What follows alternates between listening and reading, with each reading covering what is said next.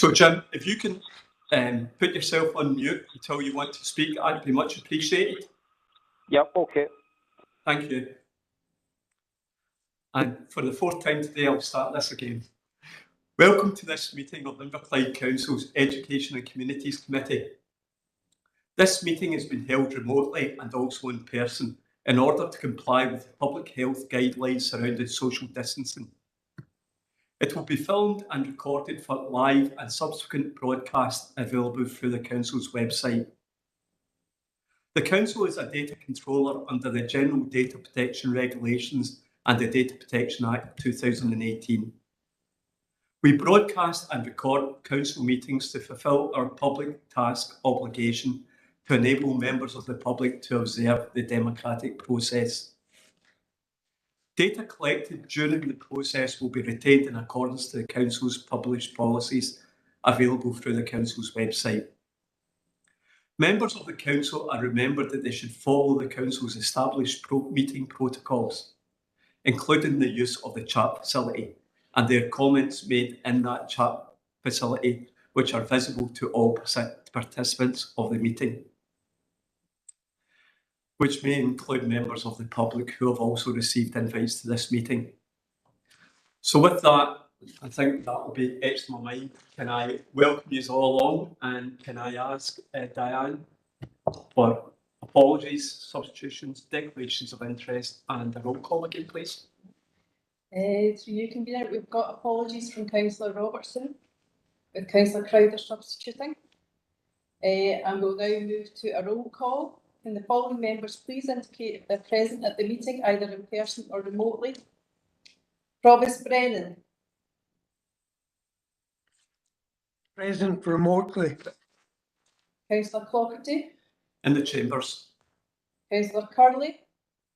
Remotely. Councillor MacLeod. Remotely. Councillor McCabe. Remotely. Councillor C. McElhenney. Remotely. Councillor Maguire. Present remotely. Councillor McVeigh. Remotely. Councillor Quinn. Remotely. Councillor Robertson. Sorry, apologies from Councillor Robertson. Councillor Crowther. Remotely. Councillor Wilson. Remotely. Mrs. Gilpin. Present remotely. Reverend Donaldson. Reverend Burt. Remotely. Ms. McMillan. Remotely.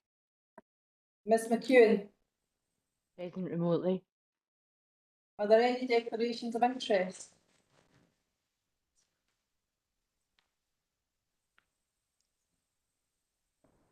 No, can't see anyone. Can I welcome everyone along today, and can I welcome Gail? Gail, welcome to the Education and Communities meeting. What I plan to do today is I plan to have Gail's, through Michael, Gail's report first, and that's on the follow-through inspection of Lady Alice Primary School and Nursery class. Then I intend to go to the continued business, which is item 14 on health and wellbeing in schools and gender and the guidance on supporting gender pupils in schools and the National Health Wellbeing Survey, if that's okay. It's on as number 14, but it was continued business from the last meeting. So if that's agreement with everybody, what I would intend to do first of all is invite Michael Roach in first of all to introduce the follow-through paper on Lady Alice Primary School and Nursery class, and then invite Gail to speak. Michael. Thank you, through you, Convener.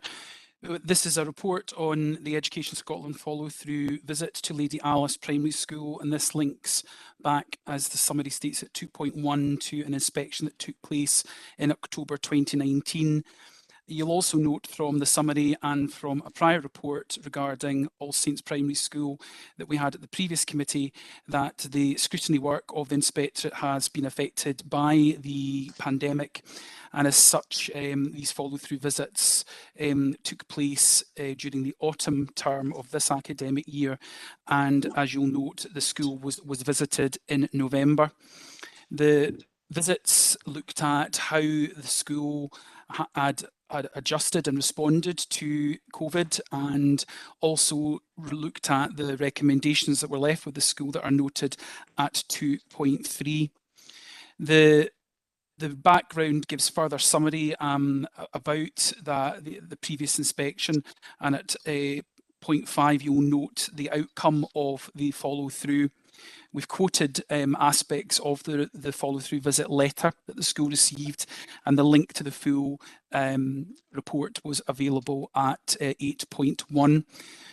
So just to report back then that we've had a very positive follow-through visit linked to Lady Alice and nursery class indeed. You'll recall from 4.4 that we certainly had work to do, and what the Education Scotland follow-through letter has confirmed is the school has absolutely addressed the 4 areas for that were recommendations, and in fact has gone beyond, I think, what they were left with in the October of 2019.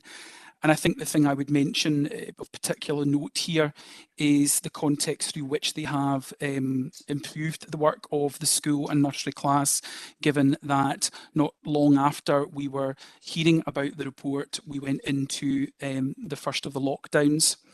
You'll note throughout section 5 a number of areas that are picked out for particular mention, not without mentioning Gail's leadership of this process, which I think has been excellent. She really has responded not only to the context of COVID and led the school through that process, but also made sure that throughout all of that time that she has worked with her team and her community to address the actions, the recommendations that were left. I think the letter confirms the strengths that were there previously, continue to be there, but also that the recovery process has been exceptionally well done.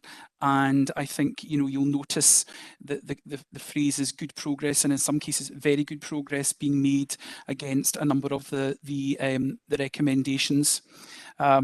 In fact, 5.6 mentions about significant progress. So I think it's to the credit of the school, the leadership team, the new depute in the nursery class, the depute head teacher of the school, and all the staff involved, that they have managed to so successfully address the recommendations that they were left with in a particularly challenging time.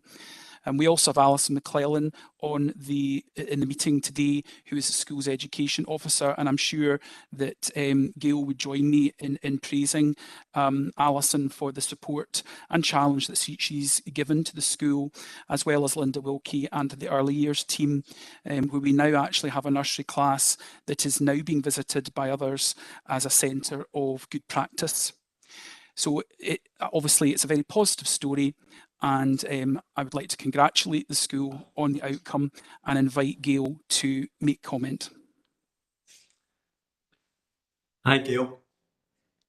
Hello, apologies there. My lights went out. They go out every few minutes, unless I'm moving around the room. So thank you, convener. I just thought you were waving at me. Hello. On you go, Gail.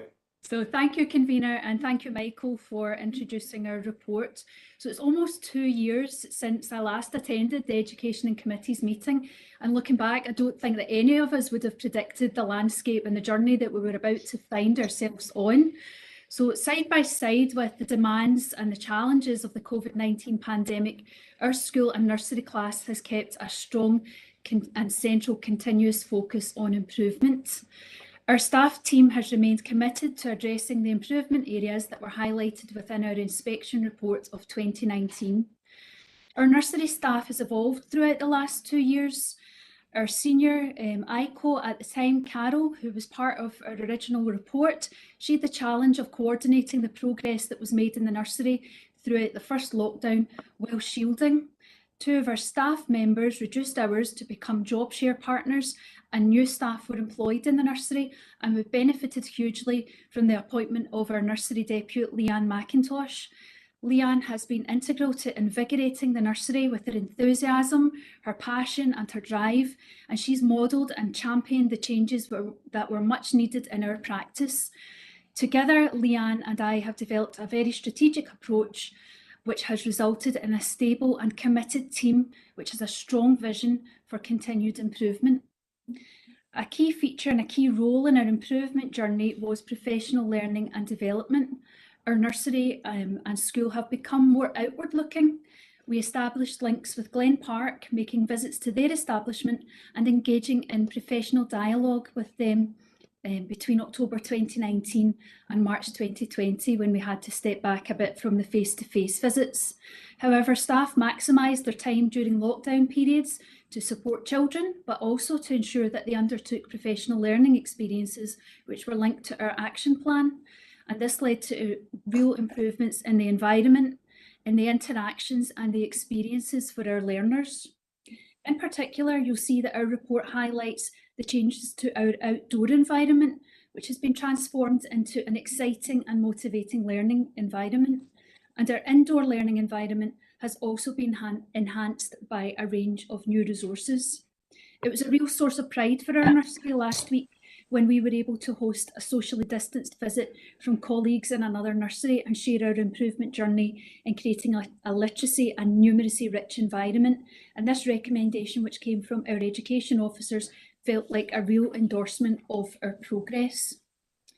Through our introduction of play pedagogy in Primary 1, we've ensured a far closer working relationship across all of our early level staff, and we will continue to make the most of the very exciting opportunities that this creates. I am very proud of the growth which we have seen within our nursery team, and it was a real pleasure to read with them the findings of the visit which we had in November.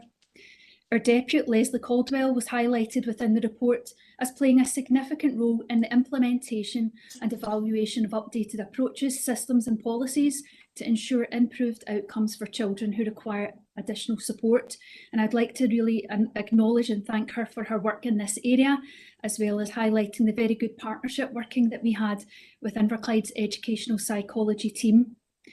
In March 2021, we were very lucky to be offered the opportunity of support from the Education Scotland team, and this took the form of regular online meetings with Louise Phillips, HMI Inspector, who was part of our original inspection team and the writer of the letter which you have read, which summarises our November 21 visit.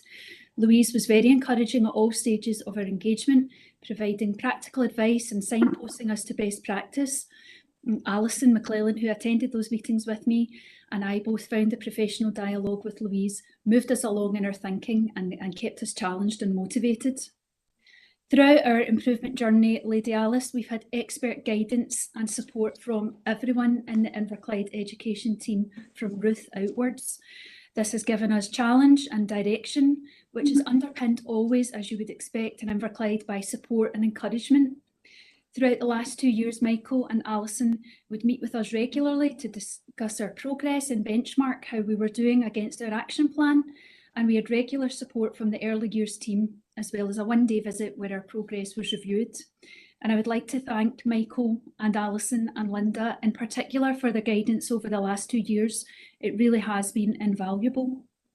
And while we have been very successful in demonstrating the improvements and the progress that you will have read about, we remain highly committed to continuing our journey and striving for the highest possible standards for our children. Thanks very much for that, Gail. What I'm going to do, Alison, is there anything you wish to add? No, just to say that it was an absolute pleasure to work with Gail. You know, she was so focused, so driven, she knew exactly where she was going, and she was absolutely going to make this happen. And I am absolutely delighted for where they are now. So well done to Gail and her team. Okay, thanks, Alison. I'm going to open up for questions, and I'm going to bring the Provost in first of all. Martin. Thanks very much, Jim. I would just to comment that Gail has done everything which Education Scotland asked of her. In fact, she has exceeded their expectations. So I just want to congratulate Gail and her staff and the members of Education Services who assisted in the process. Thank you, Gail. Thanks, Martin. And I'll bring Councillor Crowther, John, in next. John? Thank you, Convener. I'd just like to echo the words that Councillor Brennan has mentioned. That's exactly the route I was going down. The only other thing I can actually add to that is that I did note that there was a letter had went out from the Education Scotland, and it quite clearly states that it was to parents and carers. It's just to inquire, did that letter go out to all the parents and carers of the children at the school? Michael? You convene. I think that's for Gail to answer, but I think the answer is yes. Gail? Yes, the letter was shared widely through the community, yes. Okay, that's very nice, lovely. Thank you. Okay, John. It's always good to have an ex-pupil on the council, so I'll let Natasha come in next. Natasha? Thank you, Jim. Yeah, just wanted to say kind of what everybody else is probably going to say, well done on improving the outcomes for our nursery class, and thank you for the very thorough introductory report that you gave there on what's been happening, what's been helping you, and it's really great to hear that things like the outdoor environment being upgraded has really helped, and that it's all down to a committed team. And I hope that you do feel supported throughout all of this and beyond, and hope that going forward that if there is anything that's needed, that you have that network in place, which I'm sure you do. But well done to you and to the team, because we're very aware that it's a wider effort, and as a previous pupil, like, it's always good to know that people are still getting taught where I used to go. So well done, Gail, and well done to the team. Thanks, Natasha. And I'll bring Tommy in. Tommy? Yep, thanks very much, Convener. I probably should declare an interest on this. I have an extended family member who works at Lady Alice Primary School. And again, I work on a very positive follow-up letter, the inspectorate. Now, what I'm just asking, in item 4.4, we see the grading from the last letter, the last inspection, sorry.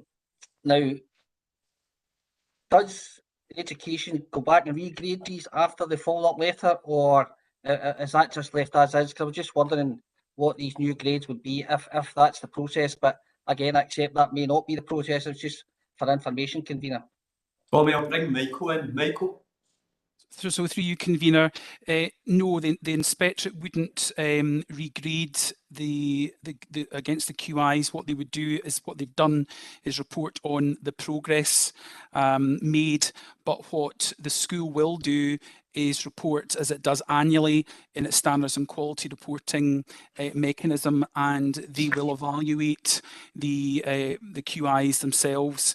There'll be there's a process of ongoing validation, and we're always there to support the school in looking to support their own self-evaluation, where they would state whether they had moved on. I think given the progress that's in the report being good and very good progress, I think we can expect to see that when the next standards and quality report is published by the school at the end of this academic year, that they would have improved. Okay, thank you. Yes, thanks. Yeah. There's no other questions on it. Can I just again pass on my well done to Gail, not only to Gail, but all the educational team, Linda, Alison, Gail. I know it was a teamwork, and I do recognise it was a journey you were on, and it's good from an education committee's point of view to actually see the results of that. So thanks very much for coming along today, Gail. Found this presentation very, very good and worked well. So please pass on our kind regards to Lady Alice Primary School. So thank you, and it means you can go now as well, Gail. You're more welcome to stay, but Thank you very much. I'll accept your invitation to leave. Thank you, Gail. Much appreciated. Bye bye. Now, so if I'm just looking, and Francis said well done to Gail and the staff as well. So thanks, Francis.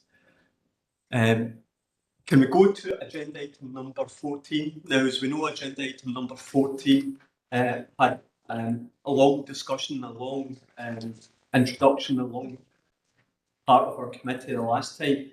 So it's only right that we bring it forward to at the beginning of the committee meeting, and I'll ask Ruth to introduce it in the both parts of it. It would be my intention to remove the recommendations at the end of the paper. Ruth. Thank you, Convener. So this report is about health and wellbeing in our schools and the pastoral support that we give to our young people. There are two parts to the report. The first dealing with the transgender pupils in schools guidance, and the second looking at the National Health and Wellbeing Survey and our outstanding remit from the last committee to look at how that survey is administered. So I'll deal with the two parts separately. So the first part is looking at the Scottish Government Transgender Guidance, which was published in August 2021. And at the request of head teachers, we had already had a working group looking at ongoing guidance for transgender issues, mainly because our head teachers were continually requesting further guidance on making sure everything was updated with the legislation, but also because of the Health and Wellbeing Survey, which highlighted identity-based bullying as being an issue for our young people, and also client conversations where we have where we're finding out how young people dealt with a wide range of issues, but particularly LGBTI and also transgender.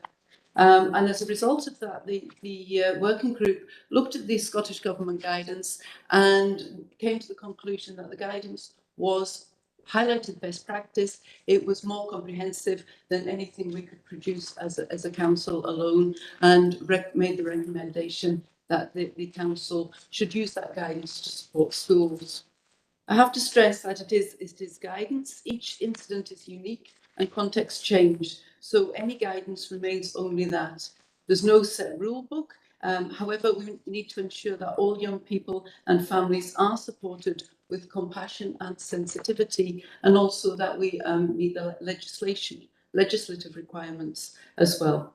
So perhaps I would identify some of the issues that have been highlighted to me about this guidance, and perhaps allay the committee's fears as to when taken out of context, they perhaps have been misrepresented. So the first one is that parents are not involved.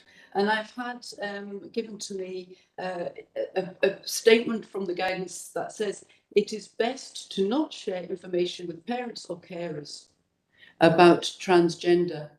And that was given to me in isolation. Now, can I read you the whole statement from page 35 of the guidance? A transgender young person may not have told their family about their gender identity. Inadvertent disclosure could cause needless stress for the young person or could put them at risk and breach legal requirements. Therefore, it is best to not share information with parents or carers without considering and respecting the young person's views and rights. That is what the sentence says on page 35. It has been widely quoted as parents should be kept out of the loop, and that is certainly not my reading of the guidance and not other practitioners' reading of the guidance. In fact, there are two other pages, page 39, where it states that it is best practice for schools to support young people, if they have not yet done so, to tell their parents. So the guidance very clearly states it's best practice to tell young people, but it also parents, but it also says that that it has to be seen in the context of the age and appropriateness and what that young child is going through. Another report I've heard is early medicalisation of transgender young people, and the guidance references this in passing, but very much does not promote any early medicalisation or puberty blockers, as I've read on social media. And in page 61, it definitely says that this should not be promoted. It should not be. It's an option, but it is certainly not being promoted by the guidance. And the third I have heard is that teachers shouldn't have to deal with these issues and are not equipped to do so. I would say that that absolutely is not the approach we would take in Inverclyde. Our teachers teach children and young people. They do not teach subjects. The first thing they teach is young people. And that's an absolute requirement of us in Inverclyde and also through the GTC Code of Conduct, which expects our teachers to respect the privacy of young people and also the inclusiveness of them. And page 13 of the guidance absolutely is very clear about the role of the teachers. But we do know that teachers do require support sometimes to know what best to do. Our teachers want to help young people and they want to know the best way to do that. And so this guidance is absolutely there to scaffold the support we can give to our young people. And we know we don't always get it right for our transgender young people. And it's evidenced nationally by the high rates of self-harm, mental health and suicide that can be linked to gender issues. And we know that we need to continually promote to be able to get things right so we can support our young people the best way we can. Our schools will continue to look at each case on an individual basis and take into account the total context. This guidance is a suite of best practice to help schools and to provide those practitioners who want to get the best for every young person to support them. I'm aware that the churches, the Catholic Church and the Muslim Council of Scotland have been kept in the loop in the production of this guidance, and I expect the bishops are going to make a response to the guidance at the beginning of March. I'm happy to take any questions on this part of the paper. Okay, members, so this is on the national guidelines, best practice in supporting transgender pupils in schools. So I'll bring Chris in first, Councillor Lenny. Chris?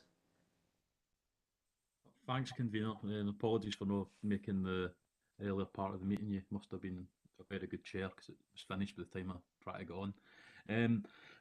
I think at the last meeting on this particular item I had about 20 odd questions, but in reflection they weren't really questions, they were more criticisms of specific points of the guidance. So I think instead of asking questions which are really rhetorical questions to make points, I'll just state that I don't support this guidance, and I'll just speak to why I don't support it.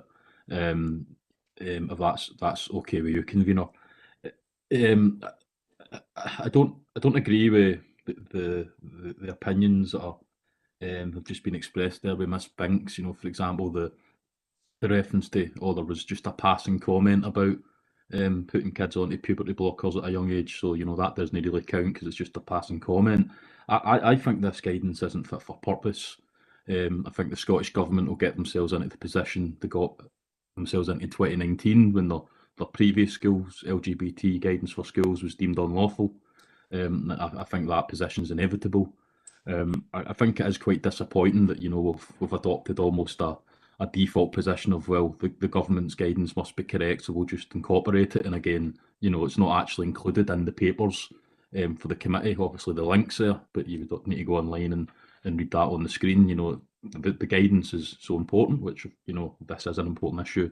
Let's make sure everyone's got the guidance included in their committee papers. I think that there are various concerns for me here. It is, on my reading of the guidance, an absolute fact that teachers are told not to tell parents if a child wishes to identify as another gender. So at an early age of a boy or a girl says they're now the other gender, the guidance states that the teacher should respect that. They should call them by their new name, etc. They should respect that they're living in that other gender. But as Miss Binks highlighted, because you don't know what the situation at home is, you shouldn't tell the parents. So, I mean, if you think of the practical, what does that mean for parents' nights? What name goes on the report card? How do you then talk to the parent at parents' night when you've been in the class, addressing the child as a different gender from what the parent thinks the child is? I just think that's a fundamental failing in the parent's role in a child's education. I don't think teachers should be put in a position that they have to walk on eggshells, that they don't say something that isn't known at home. There are lots and lots of technical points in the guidance as well that I think are just really wrong, such as school trips. If you go on a school trip and there is a child that is born of one sex and identifies as other gender, so they should then sleep in the dormitory of their identified gender. So, i.e., if a boy now identifies as a girl, he should sleep in with, they should sleep in with the girls. But if a girl in that dormitory says, well, I don't feel comfortable that a male-bodied person is now in the girl's bedroom, the guidance's solution is you remove the girl that's got the concerns for her safety and you put her in her own room. I mean, that to me is just fundamentally wrong. You know, if a girl raises a concern, she shouldn't be ostracised and taken out of her accommodation and put into effectively an isolated room herself because she's raised what I think many parents and people would see as valid concerns. I think you could literally go through chapter and verse on this guidance and come up with an issue that I fundamentally don't agree with. I think that this guidance is a culmination of a policy capture agenda that the Scottish Government have been succumbed to. I don't think our council has, so I don't think we should feel that we have an obligation as a default to simply roll out the Scottish Government's guidance. Certainly not when the guidance isn't even attached to the committee papers.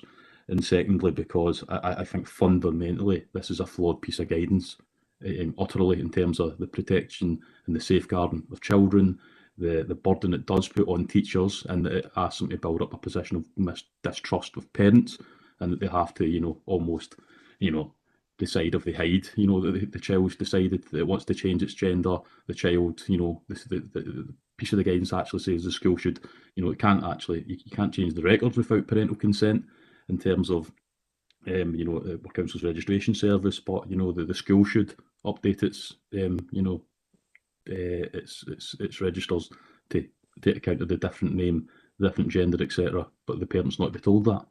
I just think that's just not a position I would support. So this is papers for noting. I don't think we should be getting asked to note papers that are asking us to incorporate such substantial guidance, which is clearly on a subject that's controversial. I think it's right and just that the committee, if it wishes, makes a determination to say no, we don't approve this guidance in more schools.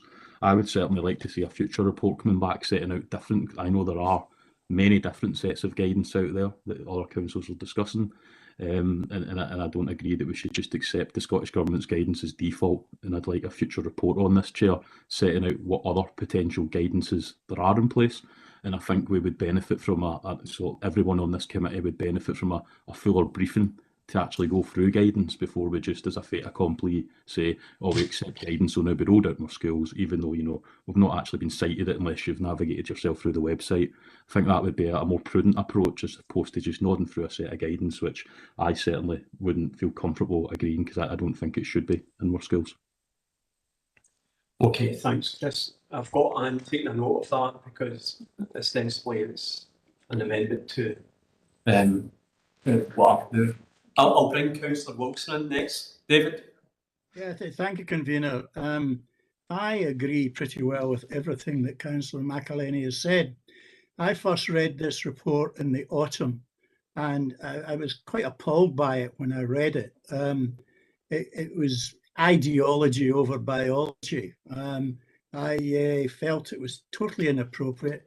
I thought it was a poor report, and I'm quite amazed that it's been brought back to us in its same form, with no alterations and no changes. I do agree with Councillor McElhenney. I think I would like to see something coming back to us with examples of reports from other councils or other bodies who have looked at this issue. But as it stands at the moment, I could not support this report going forward. Thank you, Convener. David, Stephen? Yeah, thanks, John. Just to get from Ruth an understanding, I suppose, of the review that the working group carried out on the guidance, and whether they did identify any areas that perhaps they had concerns about, and also to understand how the rollout of this guidance is going to take place. How is awareness for staff going to be promoted? Ruth? So the first question was about the working group and what they considered. And we've got to remember we have transgender children in our schools at this moment. We've been dealing with them for the last many years, certainly since I've been in post. So we've had guidance, and we've had to look at instances of school trips, parents' nights, all sorts of things. So we have guidance in place.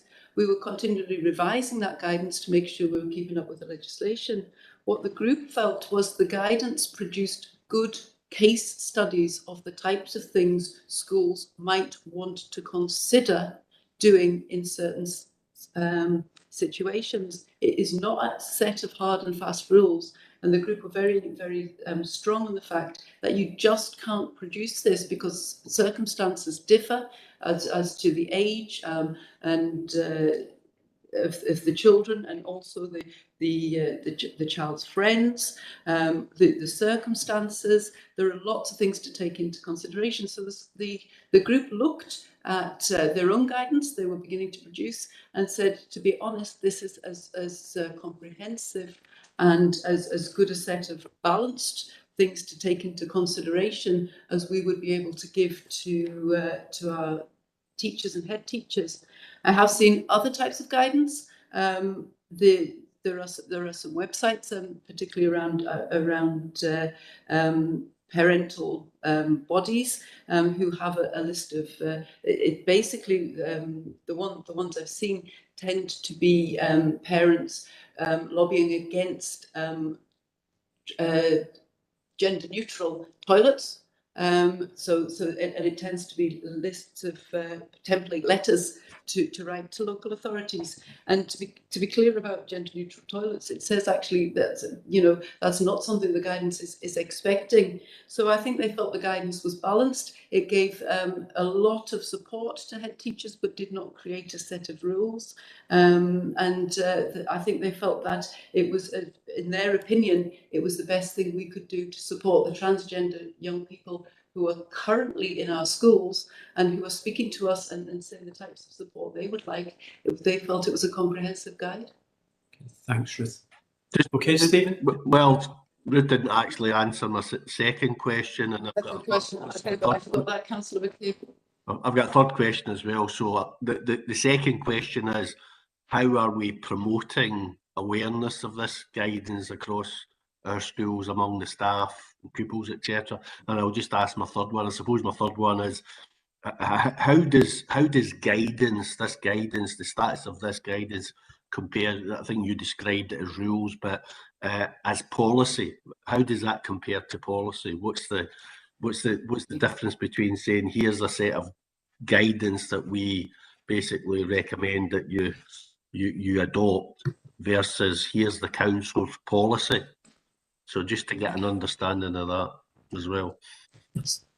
So the guidance is already on websites. It's out there. All of our head teachers and teachers will be aware of the guidance because it's best practice. So that will underpin the way they work. Just as a national guidance on literacy or numeracy will inform the way our teachers and schools think. So the guidance is there for the reading, and people, as part of professional development, our schools will be aware of it.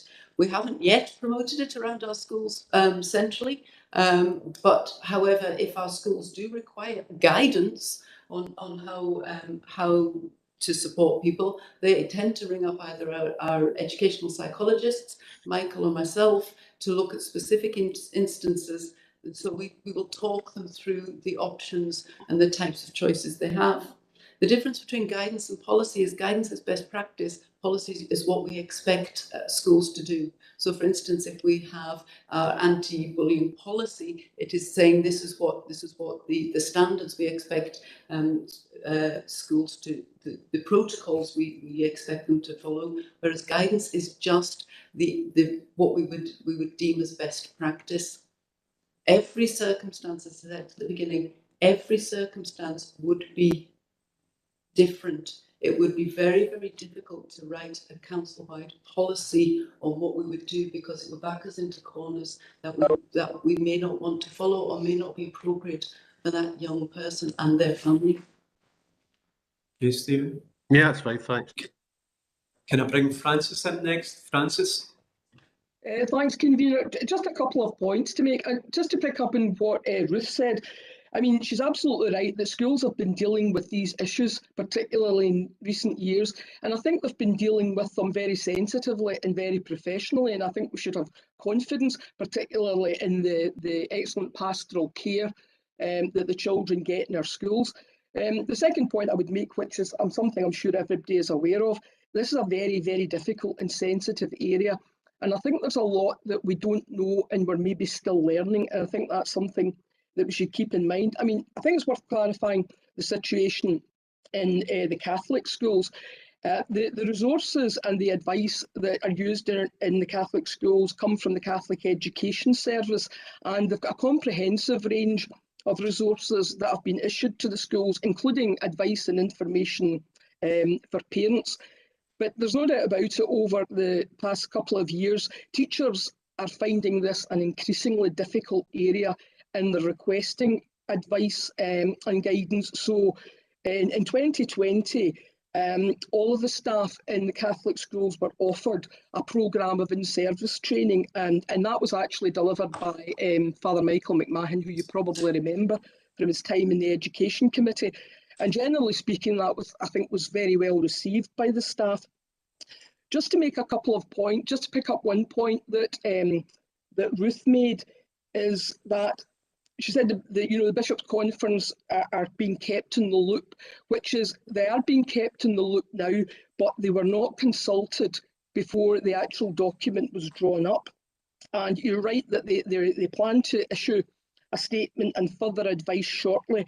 But a particular cause of concern by the bishops is that there seems in the document to be some disregard for parents and families, and that's something that I think the bishop are going to issue further advice on. So that just to sum up, that gives you the picture in the Catholic schools. Thanks a lot for that, Francis. Okay, are you wishing to, or am I just going to Martin?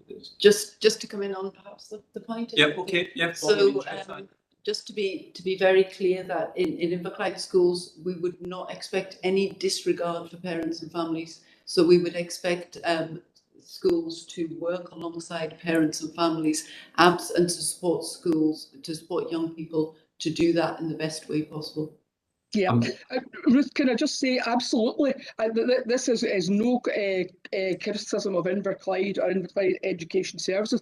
The disregard seems to come from the Scottish Government and the lack of consultation. I mean, having worked in Inverclyde, I know how important the parents are and how well they are consulted in Inverclyde. So I don't have any concerns about the authorities' approach to it at all. Thanks, Ruth. Okay, thanks, Francis. I'm going to bring the Provost in next. Martin? No, probably I don't have anything to say of any real import, but a couple of things are highlighted to me at any rate. The guidance on transgender pupils appears to be substantial. There is, it's there in black and white. What I was wondering was that we've had this health and well-being survey, which has created a great deal of controversy. Myself, I'm not really opposed to it, but we're collating and collecting a significant amount of sensitive information from pupils. I mean, how is it going to be used? I mean, how will this assist staff in schools, and primarily, how will it assist pupils? Provost, Martin, I'm a wee bit, I don't want us to err into the whole idea of the health and wellbeing survey. You know, if we can take the transgender guidance first and make sure that people are very clear on what we're actually doing with regard to transgender guidance. And then I'll let Ruth come back in again with regard to the health and wellbeing survey. And by all means, we'll make sure she answers, or I'll give you the opportunity to speak again first when that happens, Martin, if that's okay. That's fine, Jim. Now, what I'm going to do, I recognise I had on my list Councillor Wilson next, But David, what I'm quite keen to do is let members who have not spoken, first of all, come in, and then I will come back to any member that wishes to come in again, if that's okay with you. So I'm going to Natasha Maguire in next. Natasha. Thank you. I can appreciate the conversation that we're having today, but the couple of notes that I've put down, I think it's really important that we're protecting all young people, no matter what their gender identity is or no gender identity, no matter how they decide to identify. My kind of thought was, have we had any parent input locally about this from Inverclyde parents? Have we had any parent councils or circles or forums get in touch with us? And from what Ruth and what I've heard today, so this isn't rules, this is guidance, which is shown as best practice, which we can choose which bits to implement and which bits not to implement. But my written question from that is, not all best practice comes before this committee. I would assume that there's best practice that our colleagues and teachers share amongst themselves when they find resources or whatnot that works for them. So why is this one specific that came before us? Because it is just a four-noting paper, so ultimately there's not much power that we've got. It would be through a consultation or through writing to Scottish Government that would have some power in this. So I suppose my questions are, have we had any parental input? If this is merely guidance that shows best practice, have we brought best practice before this committee before? And also to date, what guidance or best practice have we been using in our schools on these issues then? And how do we make sure that all young people feel supported? Because I understand that this particular group of young people, I think it's 82% of them have been bullied at school. So that's quite a significant amount. I know that we're very passionate about getting rid of bullying. So I think we need to be looking at that as well. Okay. So yes, this was discussed with the chairs of parent councils and at the meeting, and the feedback from the parents was that they understood the complexity of the issues. They understood the need to support every single young person. Why is this guidance here? We want parents to feel that their children are safe in Inverclyde Education Services care. And if they read things in the press or on social media that perhaps is highlighting an aspect of anything in the national picture, then actually we will discuss it and we will bring it in front of committee. So we know this is sensitive. We know this can be controversial, and we know that people will have strong opinions.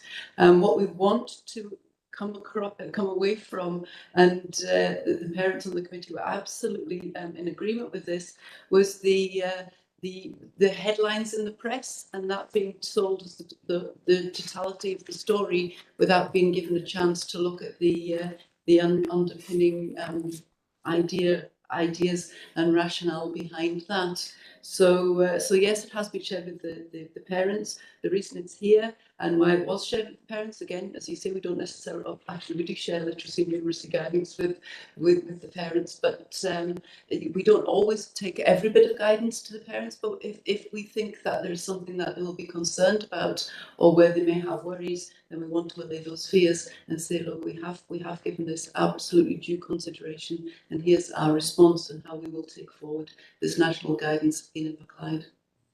Okay, Natasha?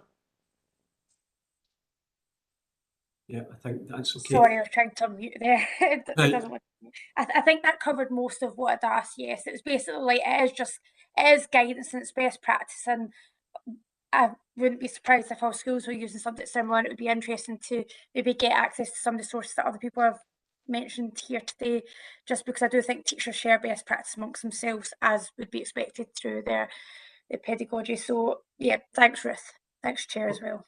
Okay, thanks, Natasha. Now I'm going to ask this. I'm going to come back to Councillor Wilson, and then I'm going to come back to Councillor McElhenney. Is there any member who has not spoke yet who wishes to speak on this issue? If not, I'm going to go to Councillor Wilson first again. Councillor Wilson. Thank you. I'll be very, very brief, Convener. I find myself in a very interesting position here in this agenda item, where I'm both agreeing with Councillor McElhenney and the Catholic Bishops' Conference. I think that Francis Gilpin got it absolutely right in terms of parental contact. I do believe you, Ruth, that when you were talking about parental contact that's not the way you read it. I quite understand and I believe you for that, but it's not necessarily the way that everybody would read it. And when I first read the paper, there was the thing that struck me, a lack of emphasis on parental contact throughout the paper. Thank you, convener. Okay, thanks, David. And what, Lynn, okay, let's open up again. So I'm going to bring Councillor McElhenney in first of all, and then it's opened up again. So then I'll let the people in who have now indicated that they wish to speak on the chat. So Councillor McElhenney first. Yeah, thanks, convener. I mean, I guess the first point, because I think the phrase best practice keeps getting raised, but who's actually saying it's best practice other than the Scottish Government that wrote it? So I don't really think that counts for much. But the question is, how do you rationalise the statement that this is just guidance, it's not prescriptive? You know, so how do teachers know when they should use the guidance and shouldn't use the guidance? So, for example, there's 11 books that are recommended that the children as young as 4, not all 11 of them, but some of the books children as young as 4 should be given in school to teach them about transgender ideology. But I personally don't see how you can possibly have a 4 or a 5 or a 6-year-old trans child. You just have a child. So, you know, so who decides which of this guidance is, you know, just accepted that we're going to roll this out across our schools?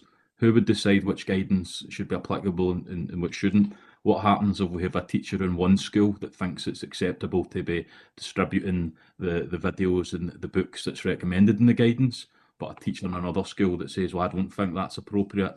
What happens if you've got a teacher in one school that signposts young people to the Mermaids charity, which the guidance recommends? That's a charity that the BBC's actually removed from its signposting due to concerns it's got.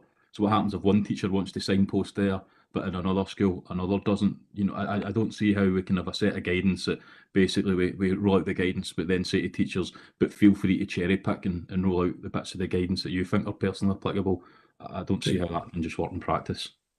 Right, I'll bring Ruth in to answer those specifics. Ruth. I'm responsible for the quality of education in Inverclyde Council, so I'm saying that it's myself who basically is making sure that the young people are supported pastorally as best as they possibly could. So who identifies best practice?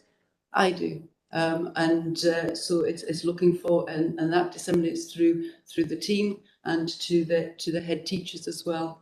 There are underpinning resources which teachers may or may not want to use, but certainly some of the resources we would not recommend in our libraries. But it's not about cherry picking the guidance, it's about looking at the young person and doing what is the best for that young person in the situation that they find themselves in. Okay, thanks, Ruth. Convener, sorry. I mean, I respect what Miss Banks is saying, but I mean that just sounds like mission statements. It doesn't really address the substance. Like, so for example, now we're learning that there are some books we won't recommend for our libraries. Well, the guidance lists the books, so which books do we not recommend for our libraries? Why do we not recommend them for our libraries? You know, there seems to be a whole lack of information here. So it's like, trust us, this is a guidance, it's best practice, which I don't see how it can be best practice when it is the only practice. You know, I guess by default it's best and worst practice. But, you know, I just think this seems like a real mess to me. Okay, we get your point. Ruth will answer that. Just, and we'll move on. You know, we would not look at school libraries and say, here's our list of recommended books. And I think that gets to the crux of this matter. It's actually, this is about young people, this is about their journey, and it's about getting the best in the individual circumstances. And I think that's why people reading the guidance find it very difficult to get a full set of rules. Because the full set of rules are not there, because every circumstance differs. This is not legislation. The law courts are for the legislation. This is for teaching. It's just like saying what does a good teacher-pupil relationship look like? There are broad parameters, but there are lots of times when you have to look at the individuals involved, and you have to just use professional judgment, which at the beginning of the guidance it expects the teachers to do, and it quotes the GTC code of professionalism that's expected to be used in this. Okay, thanks, Ruth. I'm going to bring Councillor Quinn in next, and then Paula, sorry, I wasn't monitoring the hands up, so I'm going to bring in Paula, our teacher representative, to have the last word in this particular part of the discussion. Lynn?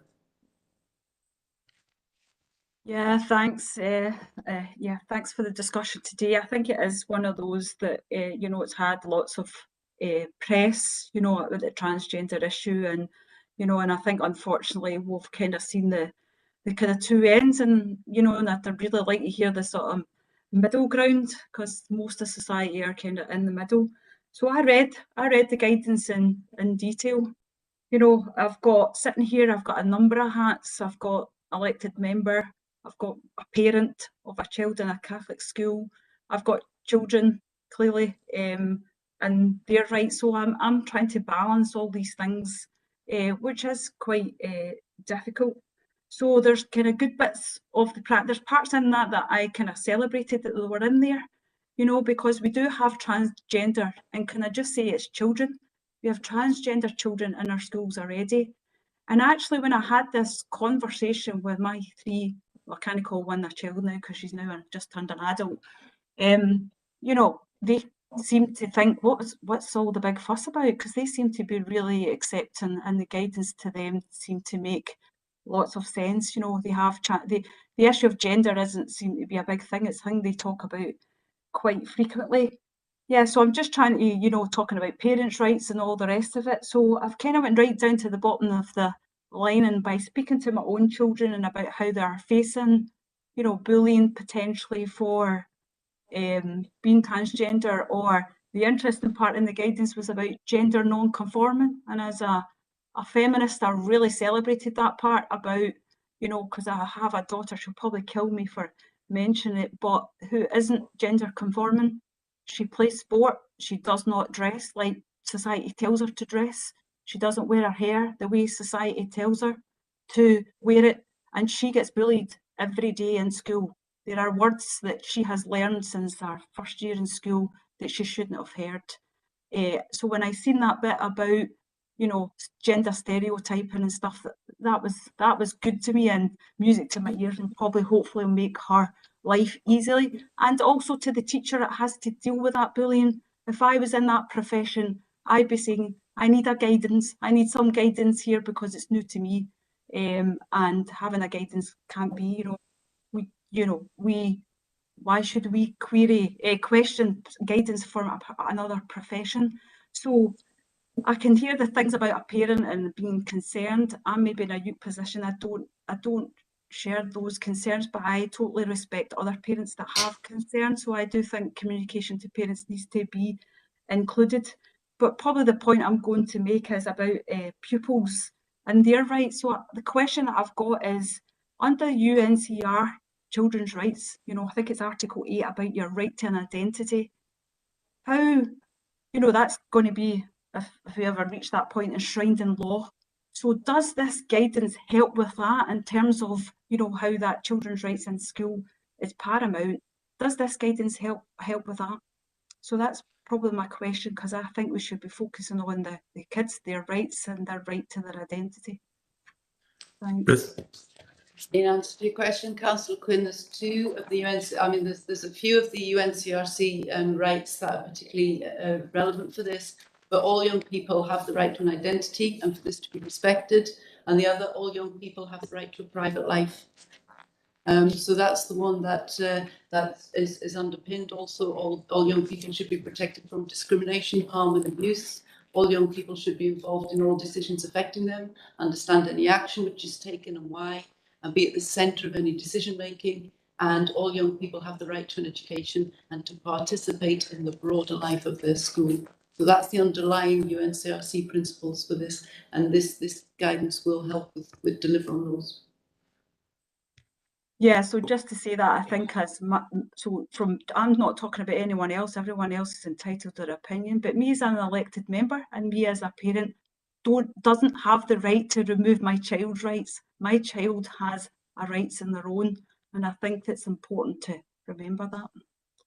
Okay, thanks, Lynn. Now, what I'm going to do, I notice Anna's now wanting in as well. Now, what I'm actually going to do, if you bear with me, I'm going to bring Paula in, And then please can I have Anna as the last person as our skills representative as well. So if you don't mind, I'll have Paula next and then Anna, and that will be this part of it over with, and we could go on to the next part of the item.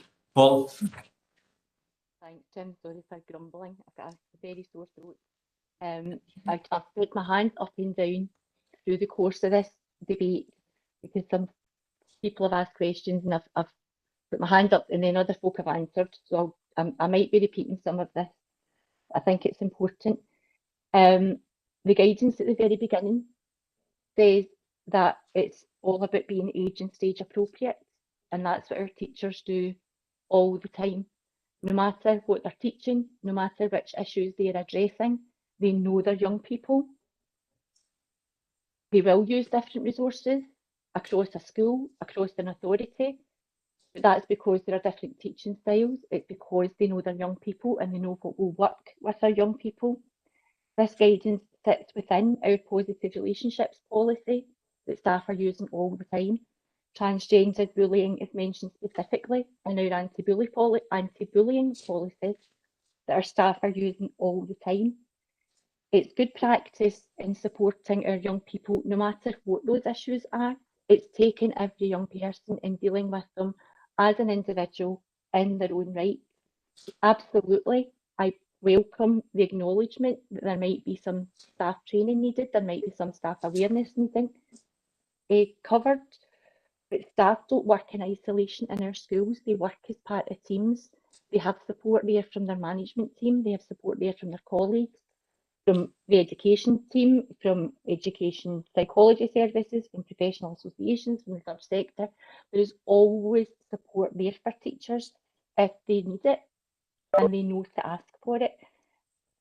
So they may not feel equipped, some of them, but they absolutely will be supported with that.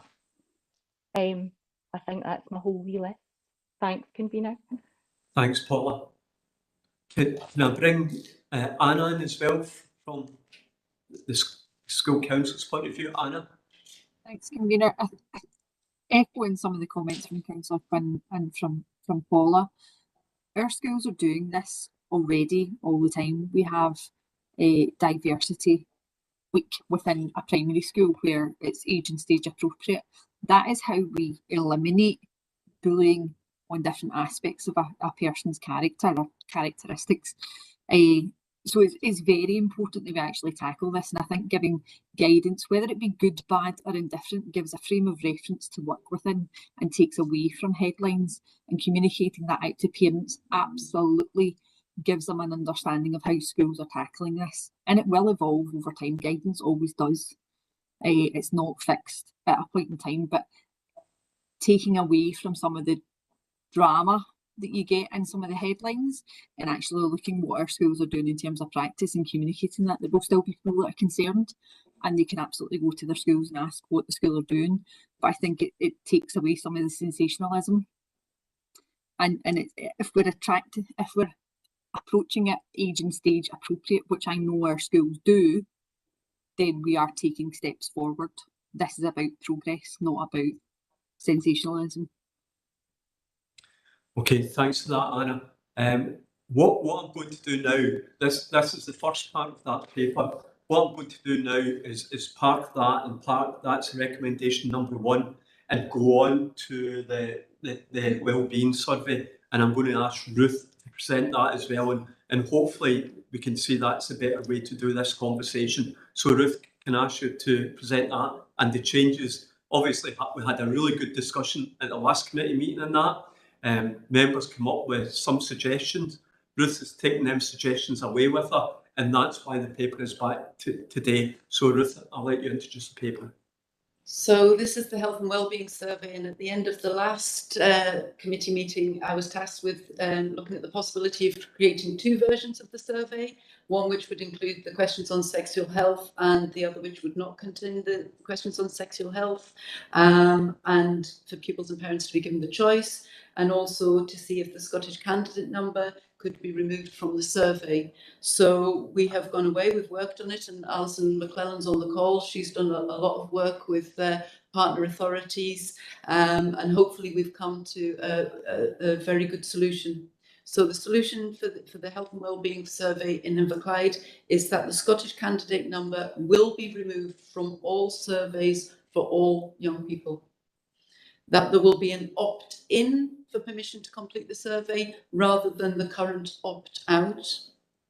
That 2 surveys will be offered. Now, I appreciate that we had looked at 2 surveys being offered for the S4 and S6 survey. We looked at one with sexual health questions, one without. That was going to be too cumbersome. So every child in S4 and S6 who opts into the survey will be given the first survey, which will not have any sexual health questions in it. There will then be a second opt-in survey, which will be only the sexual health questions. And the last is we have adapted the sexual health questions, and that's in the appendix of the paper which was sent out separately. Those adapted questions have been agreed with the Catholic Church, and they've been adopted around with other authorities as well. So we've got a consistent set of questions around other authorities in the West. So, and the last one is that surveys will be made available to parents prior to opting in or out and completion. So that's the offer we have on the table for you for the Health and Wellbeing Survey in Inverclyde. Okay, thanks for that, Ruth. And it would be, as I said earlier on, our intention to move this. I'm looking for questions. Again, the first question is from Elizabeth. And Paula, I do see your hand this time, so I'll bring you in next. Sorry, Christopher first and then Paula. Thanks, convener. First question's a technical question. So obviously at the last committee there was different opinions and there was, I think, 2 or 3 amendments and then a vote. But now we've got a paper before us asking us to agree to the adapted health and wellbeing survey being implemented. So what if you have a different view from the recommendation? Is it in order to express that, or would that be with standing orders? I think a different view would be yeah, I think it would be open to any member to make an amendment if they don't agree with what's being proposed. We have a motion from Councillor Clockerty, and I mean, really, this is a paper in 2 parts. So I know what Chris is getting at. Chris is getting because we ostensibly made this decision to do this at the last meeting that Chris was against it. Is it viable? I think it is. Yeah, Chair, I actually thought that, so the decision had been made. So this is just noting us on the decision the committee had been made. So for example, if I wanted to say right now, no, I don't want this survey to be rolled out, I want that to go to a vote, well, I had that vote at the last committee. So, you know, that's would be, you know, wouldn't be in order to me. So I'm just clarifying on that. I thought that basically we had a series of votes, we had gave instructions to officers, and it seems that officers have come back with, you know, yes, we've clarified we can remove the candidate number, etc. Yes, we've clarified this. Yes, we've clarified we could do 2 different surveys. So that effectively, to me, even though it wasn't the decision I wanted, that is the decision of the last committee. So that's just a case of noting that, you know, well, that's possible to implement. Chris, I just want, it's in the air of fairness, I want to make sure I'm doing things fairly for you. So that's why I'm looking at Anne for guidance and Ruth for guidance here. We're asking for agreement to the adapted health and wellbeing, which is a different matter from the one that, No, so what they're actually saying is that they're asking for agreement for the adapted health and wellbeing survey that we've not done before. So if you did wish to move that we didn't put this survey out, then you'd be fine within your rights to do that, and that's the way I would see it. Right, okay, thanks. So just in terms of the questions on that, so the appendix has got a separate set of questions. So is that now in addition to what was decided at the last committee? So those are the specific sex questions that will be asked, or are they the questions that will be asked if you don't want the other sex questions? Because that's confused me a wee bit, because we had, you know, there was, I think Francis had asked the question, was it questions like 49 to 55 or something like that? Yeah. And the answer was, yeah, that's the questions. But at that committee, I wasn't aware that we had changed the question. So now I was saying that the appendix will substitute for question. I'm roughly wrong, but it's about 49 to 55. Yeah, and that's probably why we're saying it's the adapted one. So rather than me answering it, I'll let Ruth come in and answer it. And that's why you're allowed to move against it. So all the questions on sexual health in the original survey, which were the final questions, 49 to 55 from memory, I've got the survey in front of me, will now be replaced by the amended questions in the appendix. So those questions will not appear for any child in Inverclyde. If parents and children want to do the sexual health questions in S4 to S6, they will be the sexual health questions they see. Okay, thank you. And the last question, just a simple yes, no one, convener. When a child or young person fills out the survey, will they be notified that their data that they provide will be shared with the Scottish Government before they complete the survey? The data, it won't have the Scottish candidate number, so the data will not be traceable to the young person. No, sorry. So the answers they give is their data. So yes to this question, no to Yes. that question, etc. So will they be told that that data will be given to the Scottish Government before they complete the survey? I know you have a data arrangement with the Scottish Government to enable you to give them that data, but before the child or the young person fills out the survey, because the example you provided at the last committee, it was as if it was an Inverclyde only study survey. It never made clear, in fact, it never even alluded to the fact that this was actually a Scottish Government survey. So when the young person goes to fill out the survey, will they be told clearly at the start of the survey the answers you give and the data that provides will be collated and provided to the Scottish Government? So we will need to revise the data sharing agreement, but we will be the data holder. So the local authority is the data controller, but we will be sharing that with the Scottish Government. And yes, we are happy to advise the young people of that. Okay. The next question is from the Provost. Provost, sorry, I should have let you in first of all because you had the question. So please forgive me for that. I did have a question, Jim, and you told me to shut up. But here it is. Now, we're with the survey, with the health and wellbeing survey, we're collecting and collating a significant amount of sensitive information. I would like some guidance. I'm not talking about written guidance, but like some guidance from those who know how that information will be used. Could it be just, I mean, worst possible case scenario, it'll just be a tick box exercise. You know, we did that with drug addicts 10 or so years ago, and nothing happened as a result. Or will it inform health and education policies going on into the future? It will inform the policies, and it currently is informing the policies. Remember, we have the survey, and we look at. We also have the client conversations to do a deeper dig into that. So some of the changes we've made on the back of this survey is certainly to continue to revise our anti-bullying guidance, especially around identity-based bullying, because that was coming up from the young people themselves as a big issue. To look at our drugs and alcohol education, that's always an ongoing issue, but to look at the risk-taking behaviours and also look at different types of education, looking at the different needs of the young people. We've looked at the Sandyford Sexual Health Clinic and the opening times of those to make it more accessible to young people. The accessible toilets in our schools. I know that was the last client conversations. One of them was, I heard a report that one of them was locked, so we're looking into that. And it's the young people themselves who are noticing these issues. So everything they do, we're looking at. We're looking at tendencies. We're looking at the trends. We know that mental health is a bigger issue now for our young people than it was perhaps 6 or 7 years ago.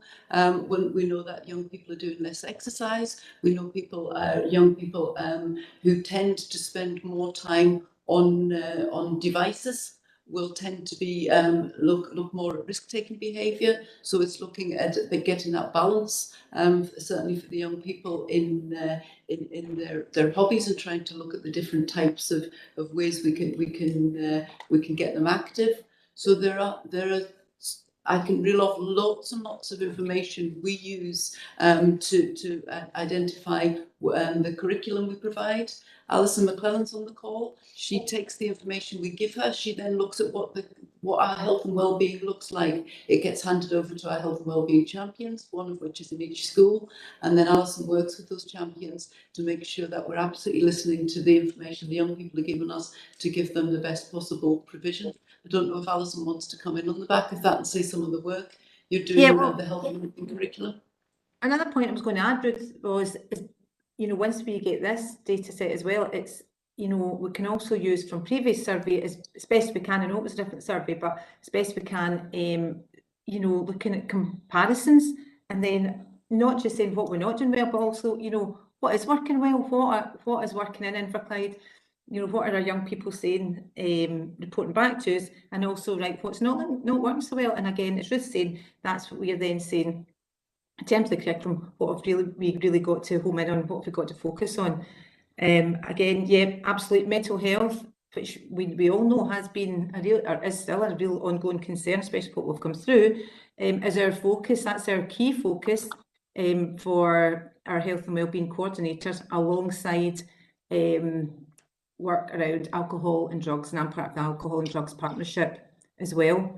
Also the PSC secondary review, recommendations from that. Again, I meet with a representative from each school to look at they're working with each other, sharing PSC curriculums. We've got a new health and wellbeing blog where they share their resources to get that consistency of approach, but also at the same time to be able to tap in to support each other for what the needs are in their school and what's going to work for them. Because as we all know, the needs can be different for different children and in different contexts. Okay, thanks for that, Alison. I'm quite keen to push it along, so I'll let Francis come in and then Stephen. And I think that's the last question on this particular item. We can bring it to a close. So Paula's got her hands up, Jill. Are you still? Oh, sorry, Paul. I thought it was a legacy hand for you. No, sorry, I don't have chat. Right, can I bring Francis in first and then Stephen, and I'll bring you back in, Paula? Okay, thanks, convener.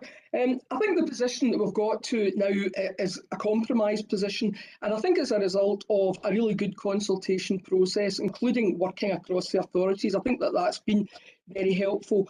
One comment I would make is that in many ways it's a pity the Scottish Government didn't do a similar consultation process before they started, because had they done so, they would probably have got a better buy-in from local authorities. I mean, I understand, I'm not sure how accurate this is, but I understand that there are 13 or 14 local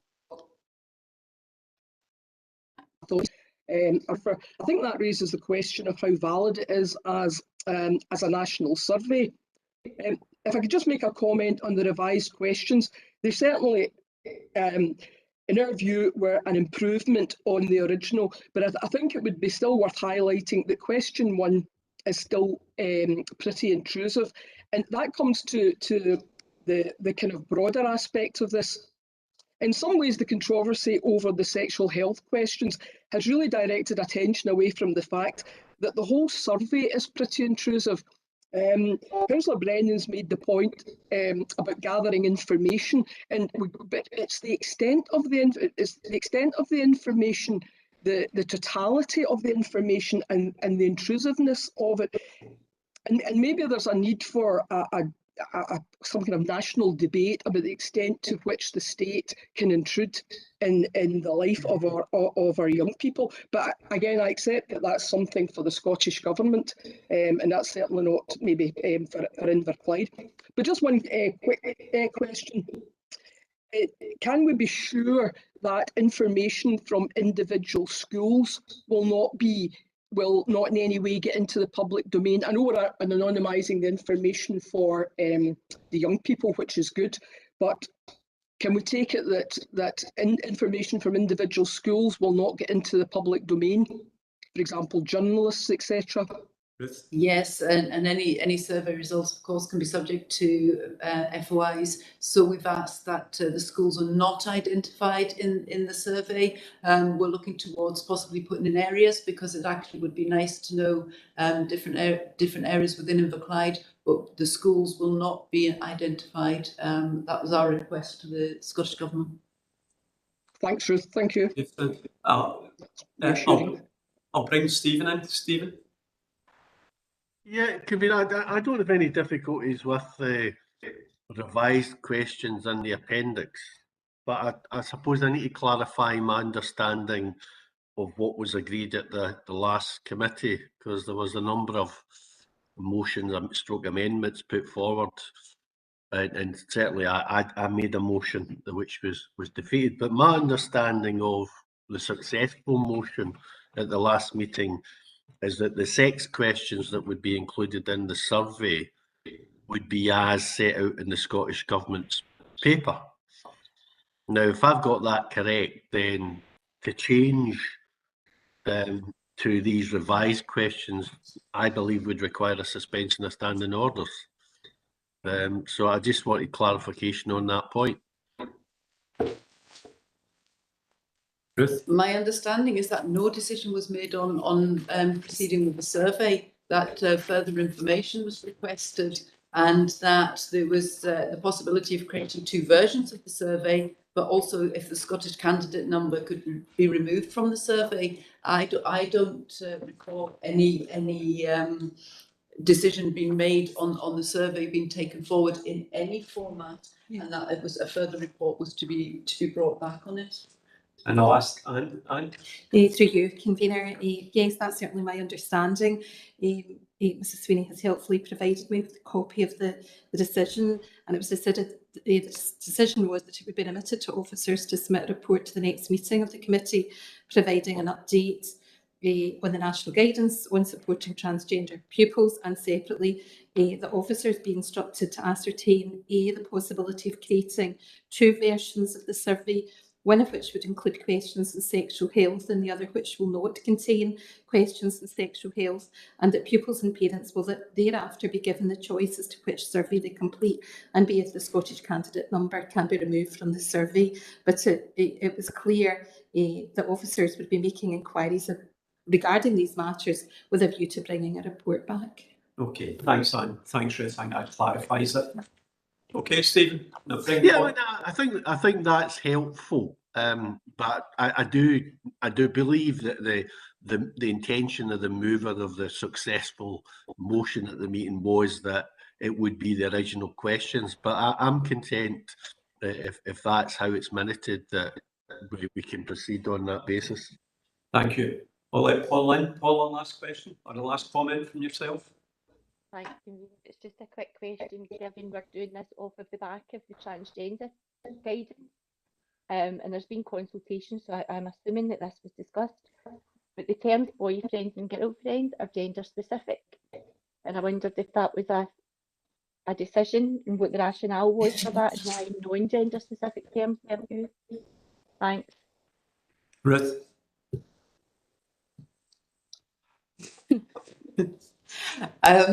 Yeah, I'm going to have to take that one on the chin, I think. Just to say, what I would say is that I think the original questions were probably less gender specific and allowed for more of that to be taken into account. I think we could look at the terms boyfriend and girlfriend and put perhaps another phrase into there or part there. But I think if we agree the boyfriend girlfriend part, I think we would need to work with the schools and just explain that. So boyfriend girlfriend. We'll have that wording, Paula, has now been agreed across 3 different authorities and also with the church. I would be hesitant to start looking at it again. If we could just stick with it for this time, I think we can certainly explain to people if anything doesn't fit into that under the gender specific part of it. Okay, Paula. Now, I'm bringing this to a close now. Now, what we've got is the recommendations 2.31 I've already had notification from Councillor McElhenney with regard to bullet point 1. I've not had any information of any differences at bullet point 2. So on that grounds, I believe there's only, sorry Chris, is that, so on that grounds, I believe there's only one amendment. Can I ask, are you taking an amendment on each bullet point, or do you need it wrapped up as one amendment? You can deal with them separately. You would deal with them both separately, since we've treated them as two different points, rather than having two different papers. We've had it in the one paper, but there's two separate bullet points. So what I've taken is an amendment on bullet point 1, Chris, from yourself. Right. I know it's been supported by Councillor Wilson, not that he needs to. I've not had any amendment with regard to bullet point number 2. So what I'm going to do is I'm going to go through the recommendation, and I'm going to say the recommendation is 3.1 bullet point 1 and bullet point 2, with the only amendment is your own at bullet point number 1, and I'll get Anne to read out what she believes. I didn't think I had the opportunity to move anything different because I was but in agreement with Councillor McCabe, but you know it would be foolish to, I guess, not. So I would move an amendment to the second bullet point. I did think we clarified that for you, Chris, but earlier on in the day. But again, in order of fairness, if you want to do a bullet point for number 2 as well, what we'll actually do is I'm moving total. So if it's you that's moving a different bit from number 2, we could move it all together. So what's your amendment for bullet point number 2? Well, that's the first point was, because it gets messy, because some people might agree with the first amendment but not the second amendment. And that's why I thought you wanted to take them as two separate matters. Yeah, I'm happy to do that as well. Yeah, I think through you, convener, but I think that would certainly simplify matters. Happy to do that as well. You want to give us your amendment for point 2 just now, or you want to wait till after point 1? Point 2. It's because I've still got concerns about the potential breach of the United Nations Human Rights Charter of the Child regarding privacy. So I would move an amendment that we don't carry out the survey. Okay. So we'll go to point 1 first of all. We'll take a vote on point 1. If I could ask Anne to ensure that we've got that correct. Anne? Okay, thank you. So noted, convener, that you have moved the recommendation in relation to the first bullet point, being that the committee is asked to note the national guidance in place for best practice in supporting transgender pupils in schools. And then Councillor McElhenney's amendment, as I've noted it, is would ask the committee to request a report to a future committee setting out what other potential transgender guidance is in place, and a request that a fuller briefing should be carried out. Councillor McElhenney, can I ask if that's accurate? Yes, thanks, Ms Sinclair. I would say that's an accurate summation. Thanks. Okay, thank you. I'll just ask each member if you could indicate whether you support the motion or amendment. Provost? Motion. Councillor Clogherty? Motion. Councillor Crowther? Motion. Thank you. Councillor Curley? Oh, sorry, Councillor Curley's left. Councillor MacLeod? Motion. Councillor McCabe? Motion. Councillor McElhenney? Amendment. Councillor Maguire? Motion. Sorry, I didn't hear that. Motion, please. Thank you. Councillor McVeigh? Motion. Councillor Quinn? Motion. And Councillor Wilson? Amendment. That's 8. Sorry, conveners, there's the other members. So yes, thank you. Get the hang of it. It's not going to make any difference, Chris. Mrs Gilpin, sorry, motion or amendment? You're on mute, Francis. Sorry, folks. Can I abstain in this one? Yep. Okay, thank you. And I've noted that Reverend Johnson's not with us. Reverend Bart, motion or amendment? Motion. Mrs McMillan? Motion. And Ms McEwen? Motion. Thank you. So that's 11 votes for the motion and 2 for the amendment. Okay. And, so the motion is carried. And we'll move along to point 2. So I'm moving the recommendation. So I have Councillor Clockerty's motion to move the recommendation asking the committee to agree to the adapted health and wellbeing survey being implemented in Inverclyde schools, and Councillor McElhenny's amendment that proposal is rejected. I'll ask again each member to indicate whether they support the motion or amendment. Provost? Motion. Councillor Clockerty? Motion. Councillor MacLeod? Motion. Thank you. Councillor McCabe? Motion. Councillor McElhenny?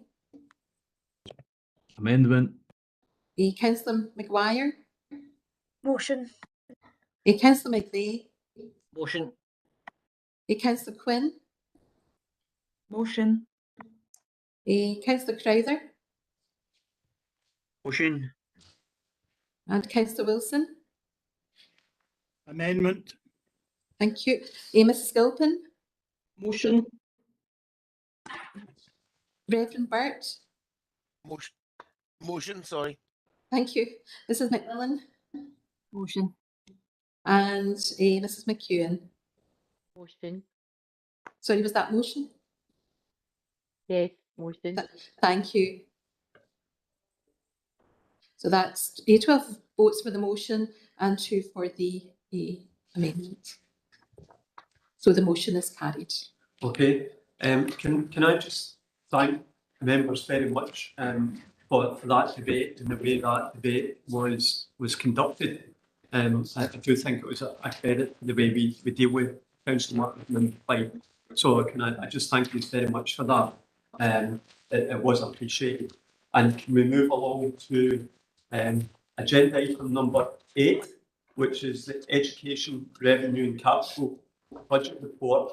And I think that would be Ian. Yeah, thanks, convener. This is a report to the Advice Committee of the Education Revenue and Capital Budget positions at period 9, and that's up to the end of December 21. Main part of the report to draw your attention to section 5, that gives you the details of the revenue budget. The current budget is 85.909 million, and the latest projection is an underspend of 257,000, and that's an increase in expenditure of 16,000 since the last committee. The significant variances responsible for the projected underspend are all noted in section 5.2, and all of these have previously been reported to committee. So I'll move on to section 6 of the report. That gives you the details of the capital programme, and there's more details of that also in appendix 4. So the budget for the capital programme is 19.418 million, and we're expecting 5.408 million to be spent in the current financial year. The original budget projection was 4.28 million would be spent in the current year, so there's an accelerated spend of 1.128 million, or 26%. Expenditure up to the end of January 22 was 3.977 million, or 74% of the expected total for the year. And again, I can report that the cost of the overall programme is currently being contained within budget. Section 7 of the report and Appendix 5 give you details of the earmarked reserves for the education part of the committee.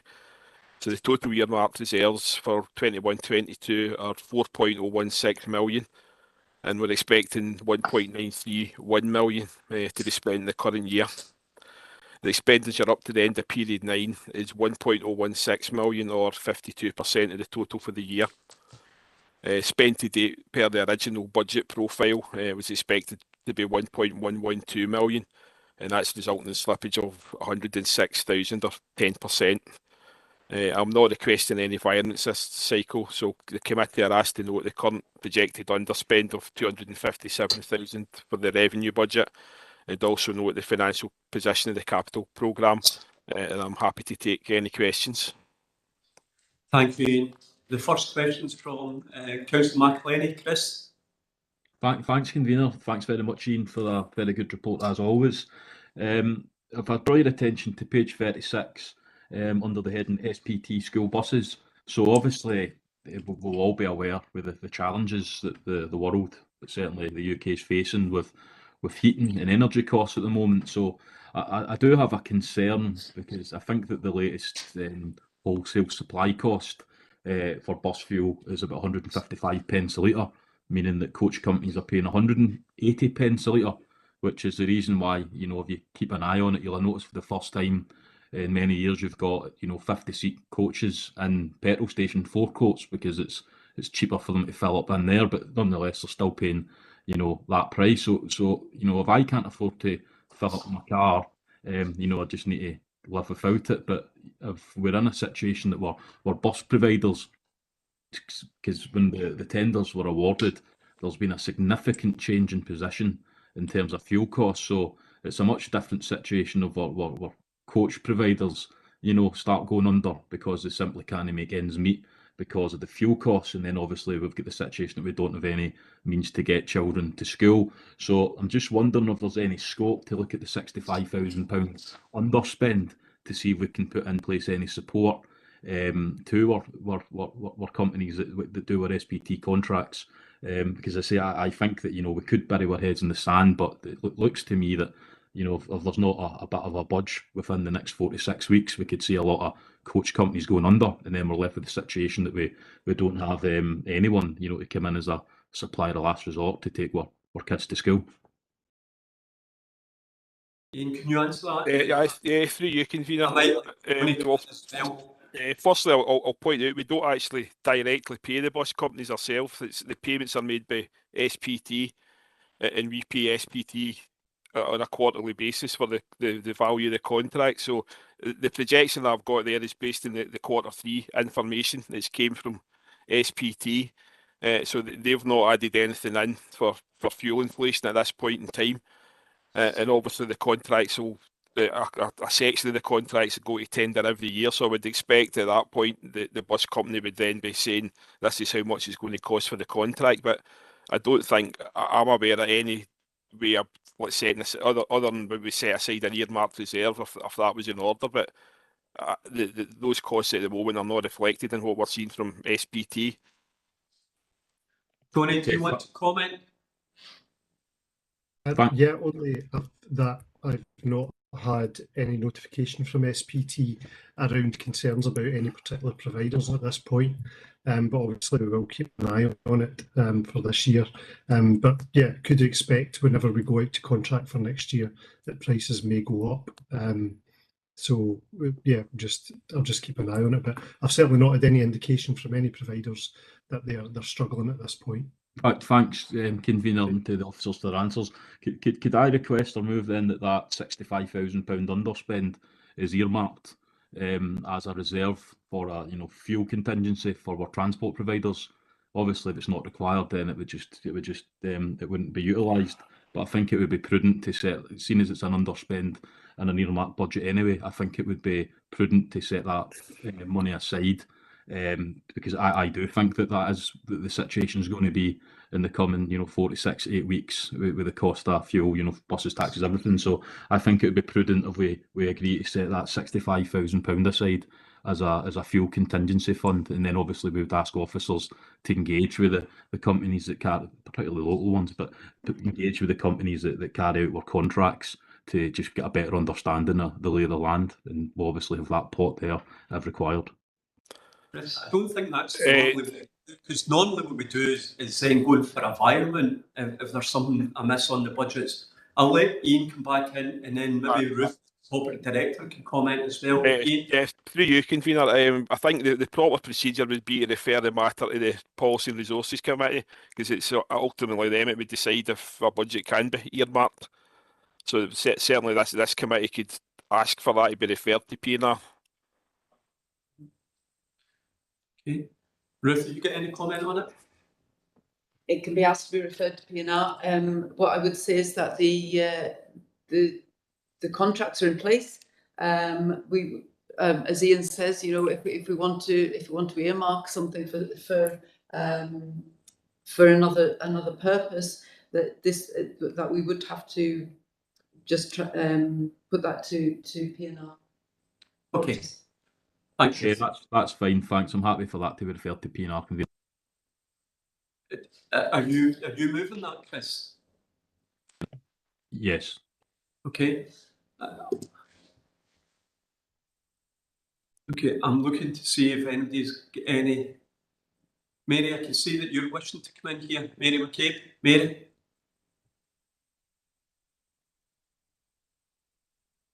Mary, you're on mute. You're on mute. Mary, you're still on mute. No.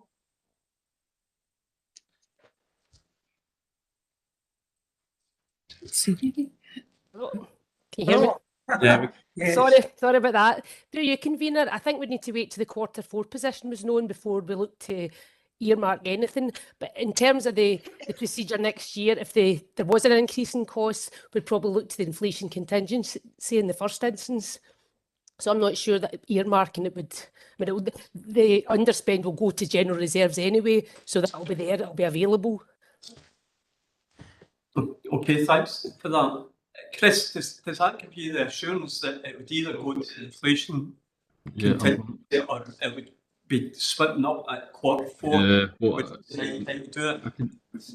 I can understand the points. I'm not really sure about the use of the word if. I mean, I think it's an absolute certainty that we're going to be in a situation. Everyone's costs are going to go up to the point that, you know, it's going to be difficult for our operators to, you know, run school runs. So I just think it'd be prudent to, you know, if there's support needed now to try and get it in place, but certainly to be looking at the horizon for, you know, what's going to come, because there's no quick solution. And as I say, if it's the individual car user that's just can't afford to use their car anymore, that's one situation. But if it comes to the situation that, you know, bus providers can't afford to run buses, then we've got an issue that our children aren't getting to school.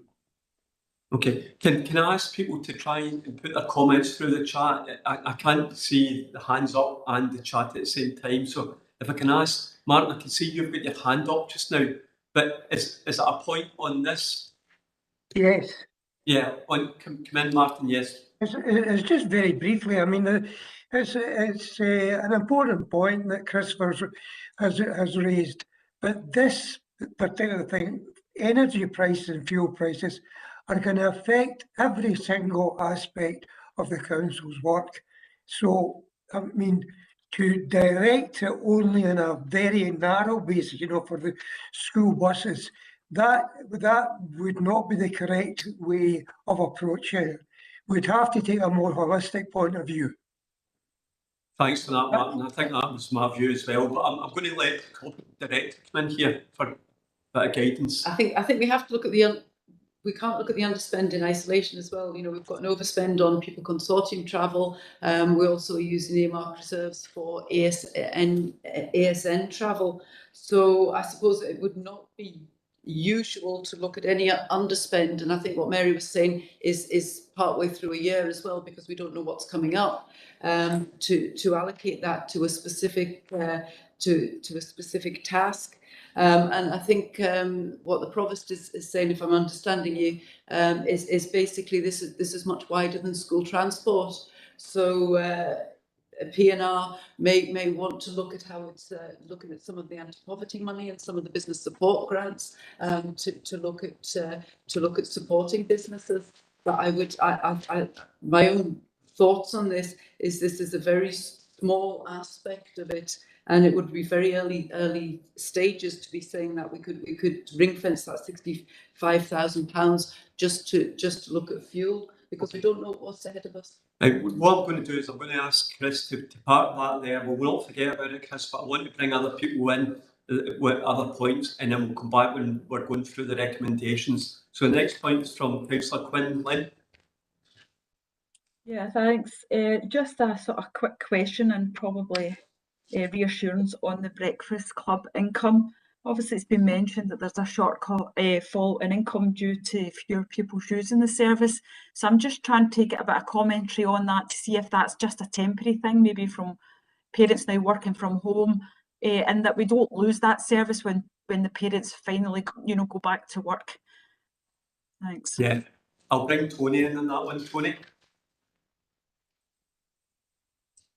Your convener, yes. There is fewer children using breakfast clubs just now for a number of reasons, and I think we're just sort of post-COVID as well. So we are looking at the service to try and see if it can be expanded or in any other specific schools. There's no plan at this point to do anything significant with the breakfast clubs, and we're hoping that as the restrictions get fewer and fewer, that the children will return to the breakfast clubs, and in fact all our schools now have the breakfast clubs back in operation again. So we probably had a period there of about a year where the breakfast clubs were not operating, or they were trying their best to operate.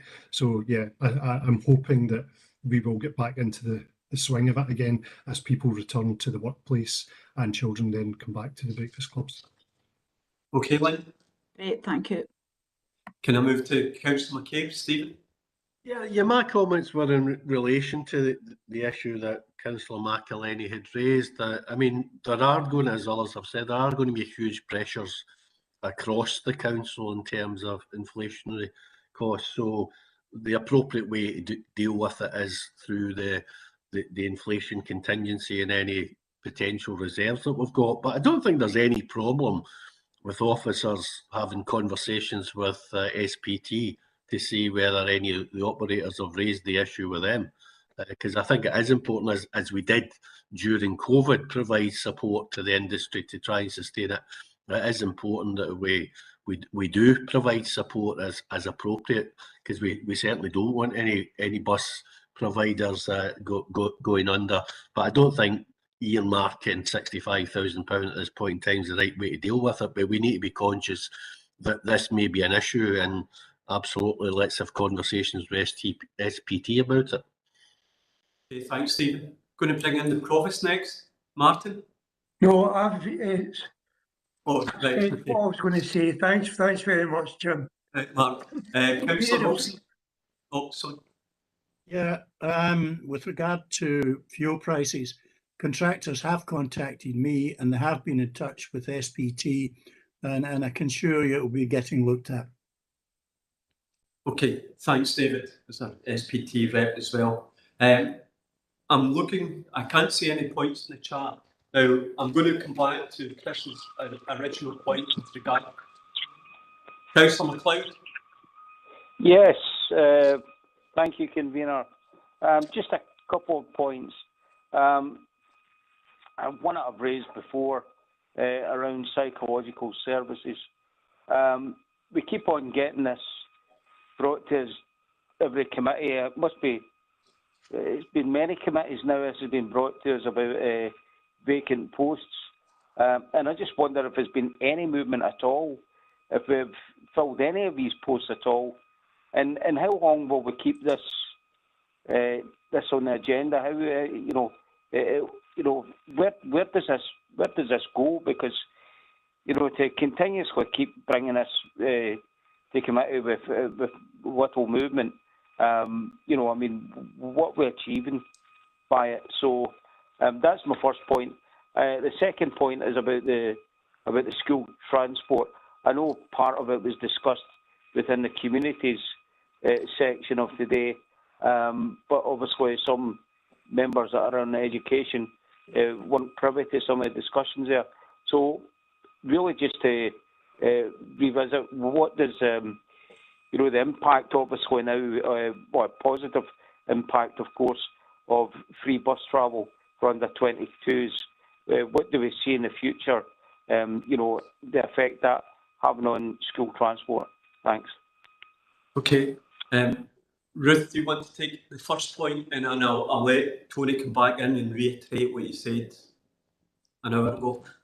So the psychological services vacancy is now, keep me right, it's now been taken as a saving.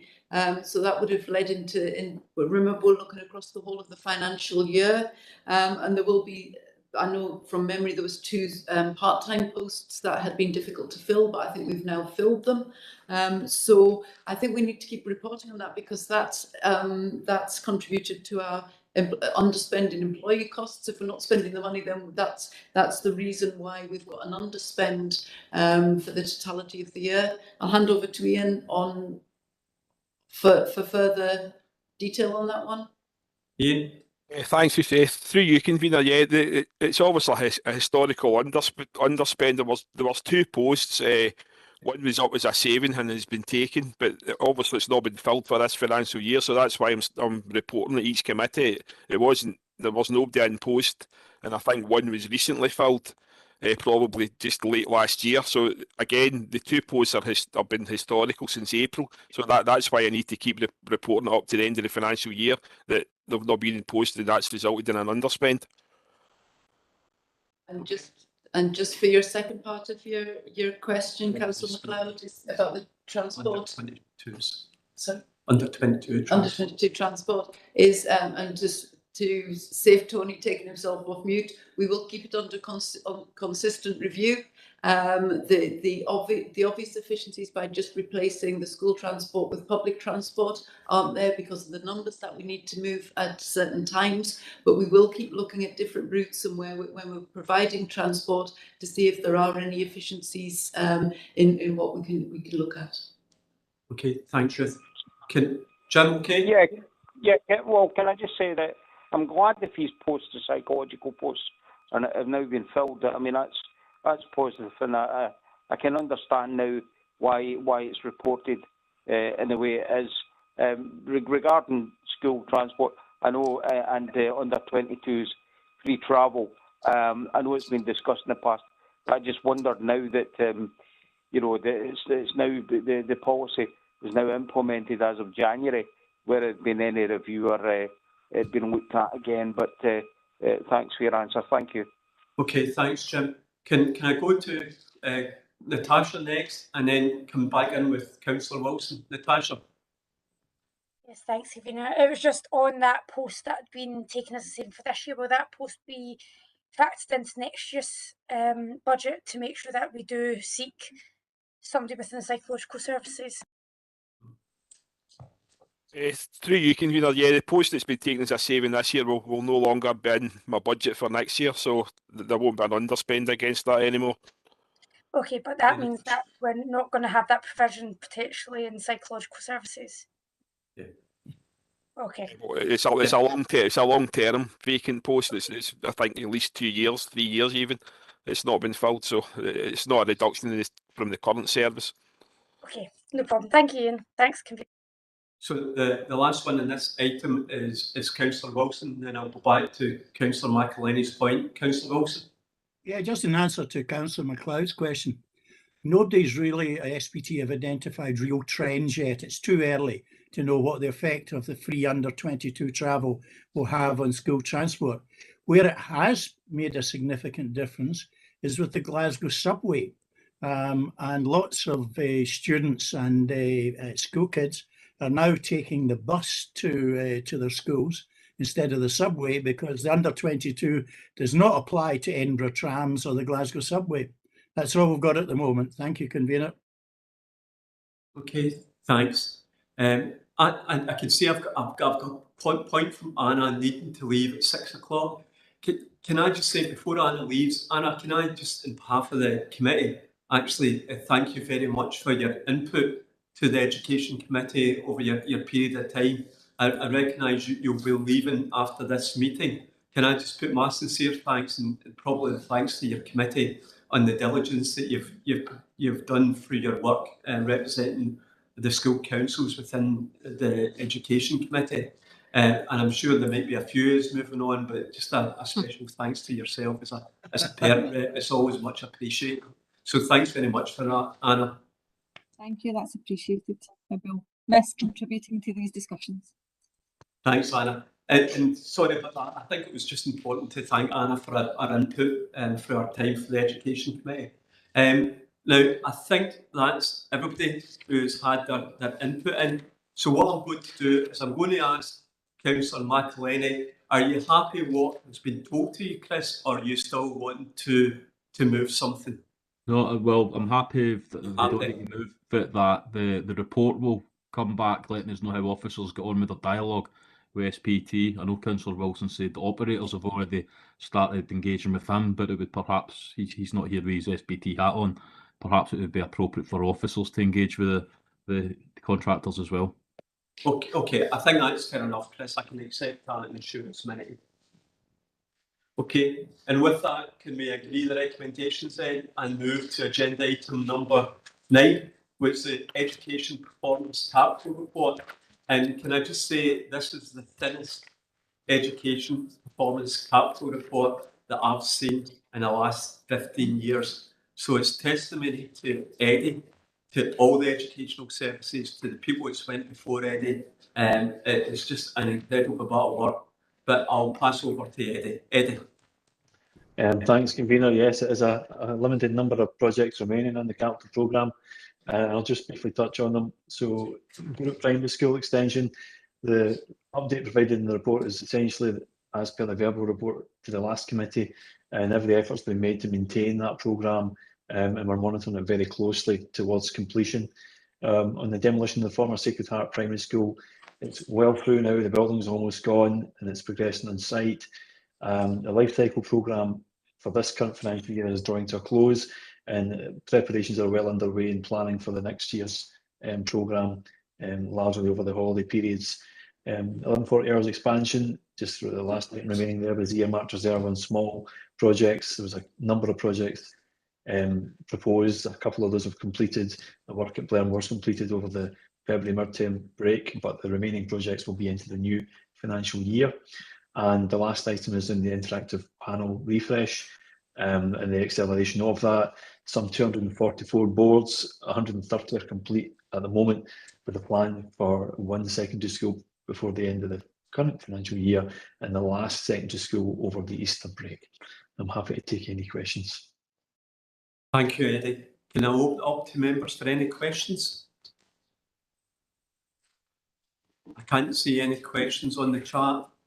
Can I just say, from my point of view, it's great that we've done this, as I said, a broken record, 270 million over the last 15 years. But what I would say is we don't rest on our laurels. So for the next administration, when they come take over, it'll be a case of revisiting our schools estate to ensure that our schools estate is up to the standard that the young people in Inverclyde are now used to it, and we don't ever fall back to having schools that are not fit for purpose. So although this is a thin report, I dare say when the next administration comes in, they'll be looking to see how we can ensure that our schools stay to that standard. And with that, can we move along to agenda item number 10, which is Education Update Report, overview of national and local initiatives. Michael? Through you, Convener. So since we last met, the return to school guidance has been through, I think, 2 more iterations, and we are currently still working with the latest iteration of the guidance.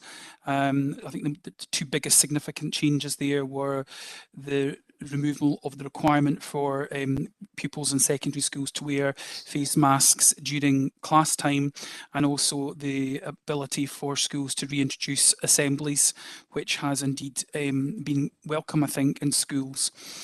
The attendance of schools continues to be, as I've said, broadly in line with or above the national average.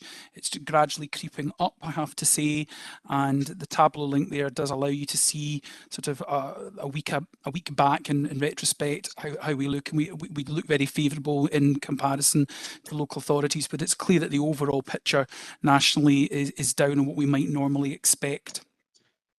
I would say at this point that staff absence, it remains an ongoing challenge.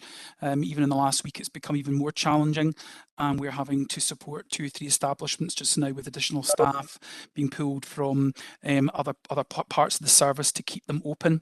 So COVID case rates, as we know nationally, have been increasing over recent weeks, and certainly that is having an effect. But we haven't had to shut any service, but everyone is working exceptionally hard to support schools to keep moving forwards. At 4.2, we have an update on the Scottish Qualifications Authority exam diet. Since the last time we spoke, or the last time we had committee, we have moved to what's called scenario 2 of the contingency plan for the examination period, and certainly we are still expecting there to be an exam diet. As you'll note, there was mention here of further support materials being published. In fact, they've been published late last night, early this morning. I haven't had a chance to review those. I think there's mixed views, is how I would put it, as to those and their usefulness, but we'll take a further look at those in the coming days. And certainly schools are working flat out just now with support and challenge from the service to ensure that the exam diet progresses. Full analysis of all provisional examinations has been carried out, and additional support is being put in place, including Easter School programmes, which we've received additional funding for. Many schools already offer those, and those will be enhanced certainly by that additional funding, and those are being planned as we speak. At 4.3, a brief update on the digital strategy. Certainly Eddie has just mentioned the interactive whiteboard replacement, which I have to say the feedback is very positive. It's making a significant difference to engagement in terms of the ability to see the screen, and the newer iteration of those is absolutely making a positive effect. We also have an ability for schools to apply for further funding, as you'll see in 4.1, around computing science, and our interim education officer with digital strategy is supporting schools to make applications. I'm now going to invite Linda Wilkie to come in at 0.5, and I believe Ruth is going to come in at 0.6. Okay, Linda? You're on mute, Linda. Apologies, convener. The first of the early learning childcare updates is on Happy Tots nurseries in Greenock and Inverkip. As previously reported to committee, both Happy Tots settings are failing to meet Scottish Government's national standard for early learning childcare and Inverclyde Council's contract for providers of early learning childcare. Officers from Education Services have continued to provide support and challenge to both settings, and there is some evidence of progress. Officers will continue to monitor this during the improvement period, which is due to end in November 2022. Compliance with the Scottish Government's national standard and Inverclyde's contract will be assessed at this time, and a decision made on future service at that stage. Moving on to the second of the early years updates, which is on West College Scotland Nursery. As previously reported to committee, it is likely that West College Nursery will close in June 2022. Work is ongoing with the families of the 10 children who currently attend there, who will need to transfer to an alternative nursery for their preschool year. In relation to the ongoing provision of early years, we are currently scoping alternative provision to make sure the council continues to meet its duty. We're progressing with a range of options being considered across Inverclyde, as most of the children who attend the college don't reside in the local area but come from all parts of Inverclyde. Moving on to the last of these updates around ALC is around the governance of funded providers. This is an update on the governance of 7 funded providers, which covers 9 settings in the private, voluntary and independent sector who deliver funded early learning and childcare on behalf of Inverclyde Council. All providers have met the requirement of the framework in relation to governance meetings and the submission of information, which includes their annual accounts. In relation to quality, there is a concern regarding the both Happy Tots settings, which I've obviously just spoken about. West College Scotland is another concern, as again I've just spoken about. It's given its notice of its intention to close the nursery in June 2022. This notice period is in line with their contractual obligation with us. Committee is asked to note the current status of the ongoing governance arrangements and updates. Thank you. And I'll invite Ruth in, and then I'll open up to questions. So the last part is myself, and it's to do with the election of the parental and teacher representative representatives. So when the elections of May 22 happen, then both the parent and teacher reps stand down. The end of the last council is when the tenure stops, and we will be organising elections for replacements of both. And of course, Ms Macmillan and Ms McEwen are, can reapply. It's my understanding that Anna has intimated that she doesn't want to reapply, and I know she's got a busy life with her new baby as well. Okay. Thanks, Ruth. I'm going to open up to questions. I can't see any questions yet. I'm going to ask Linda. I'm going to abuse my position as chair. Linda, you never touched upon the West College Scotland staff.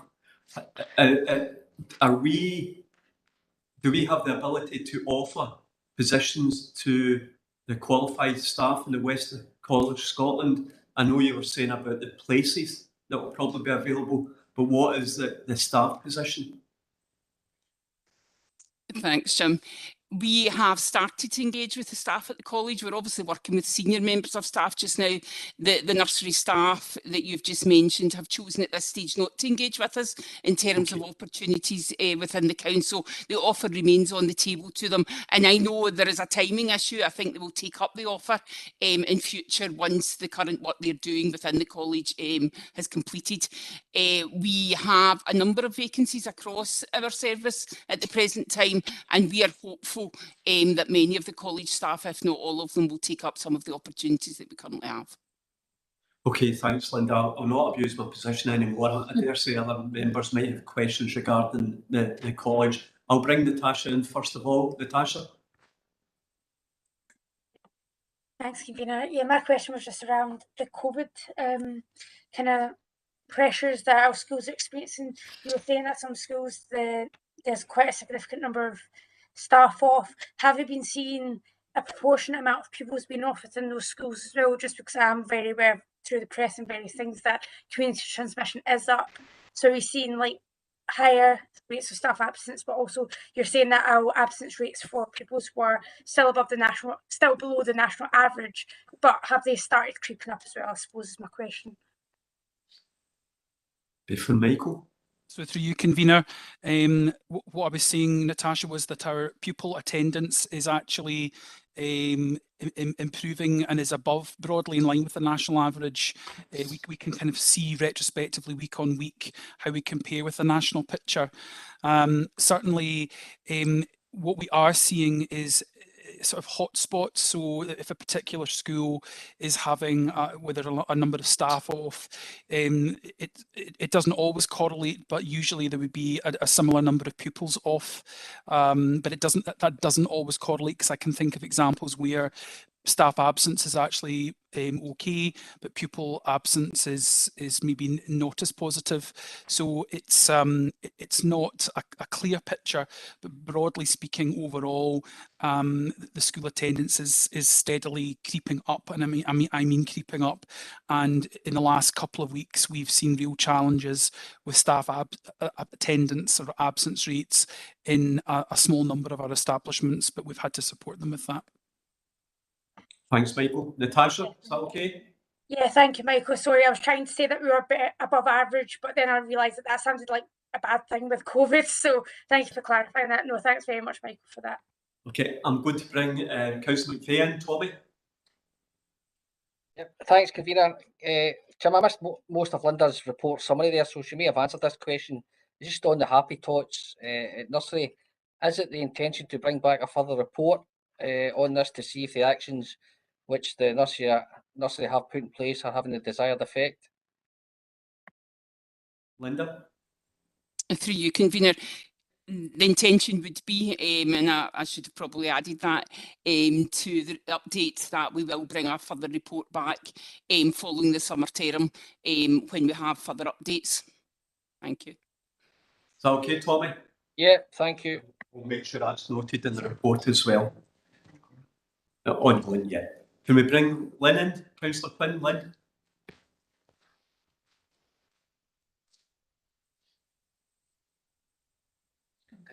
Yeah.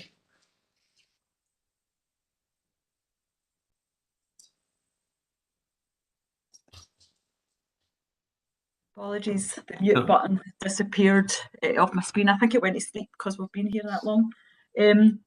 Just a couple of points. I think I want to just start off first of all on International Women's Day, just recognising the commitment of two strong female leaders that have been on our committee, which are Paula and Anna. So I just wanted to say that on International Women's Day. Thanks to you two strong women for playing your part here and giving us your view of things. Yeah, so I just wanted to, so it was reassuring to hear about the West College Scotland and the fact that, positions will be offered. Clearly there will be, the staff will be more concerned about trying to reverse that decision. I think that would be the ideal outcome for everyone. So I realise that they will not be having those conversations until it's been accepted, whether they've explored all angles to try and save their college nursery. And we definitely support them in that, so I know you were saying you were looking to provide places for those 10 children, but I think it needs to be recognised that any child's journey in a nursery, it's about creating a community. So those children will have created a community within that nursery setting, and it's great that we will find them another place, but for those parents and for those kids then, that will still be a disruption. I'm not expecting Linda to comment on that. It's just a comment to make to recognise that. It's nothing we can do as a council. I think it's just that overall concern about closing any nursery.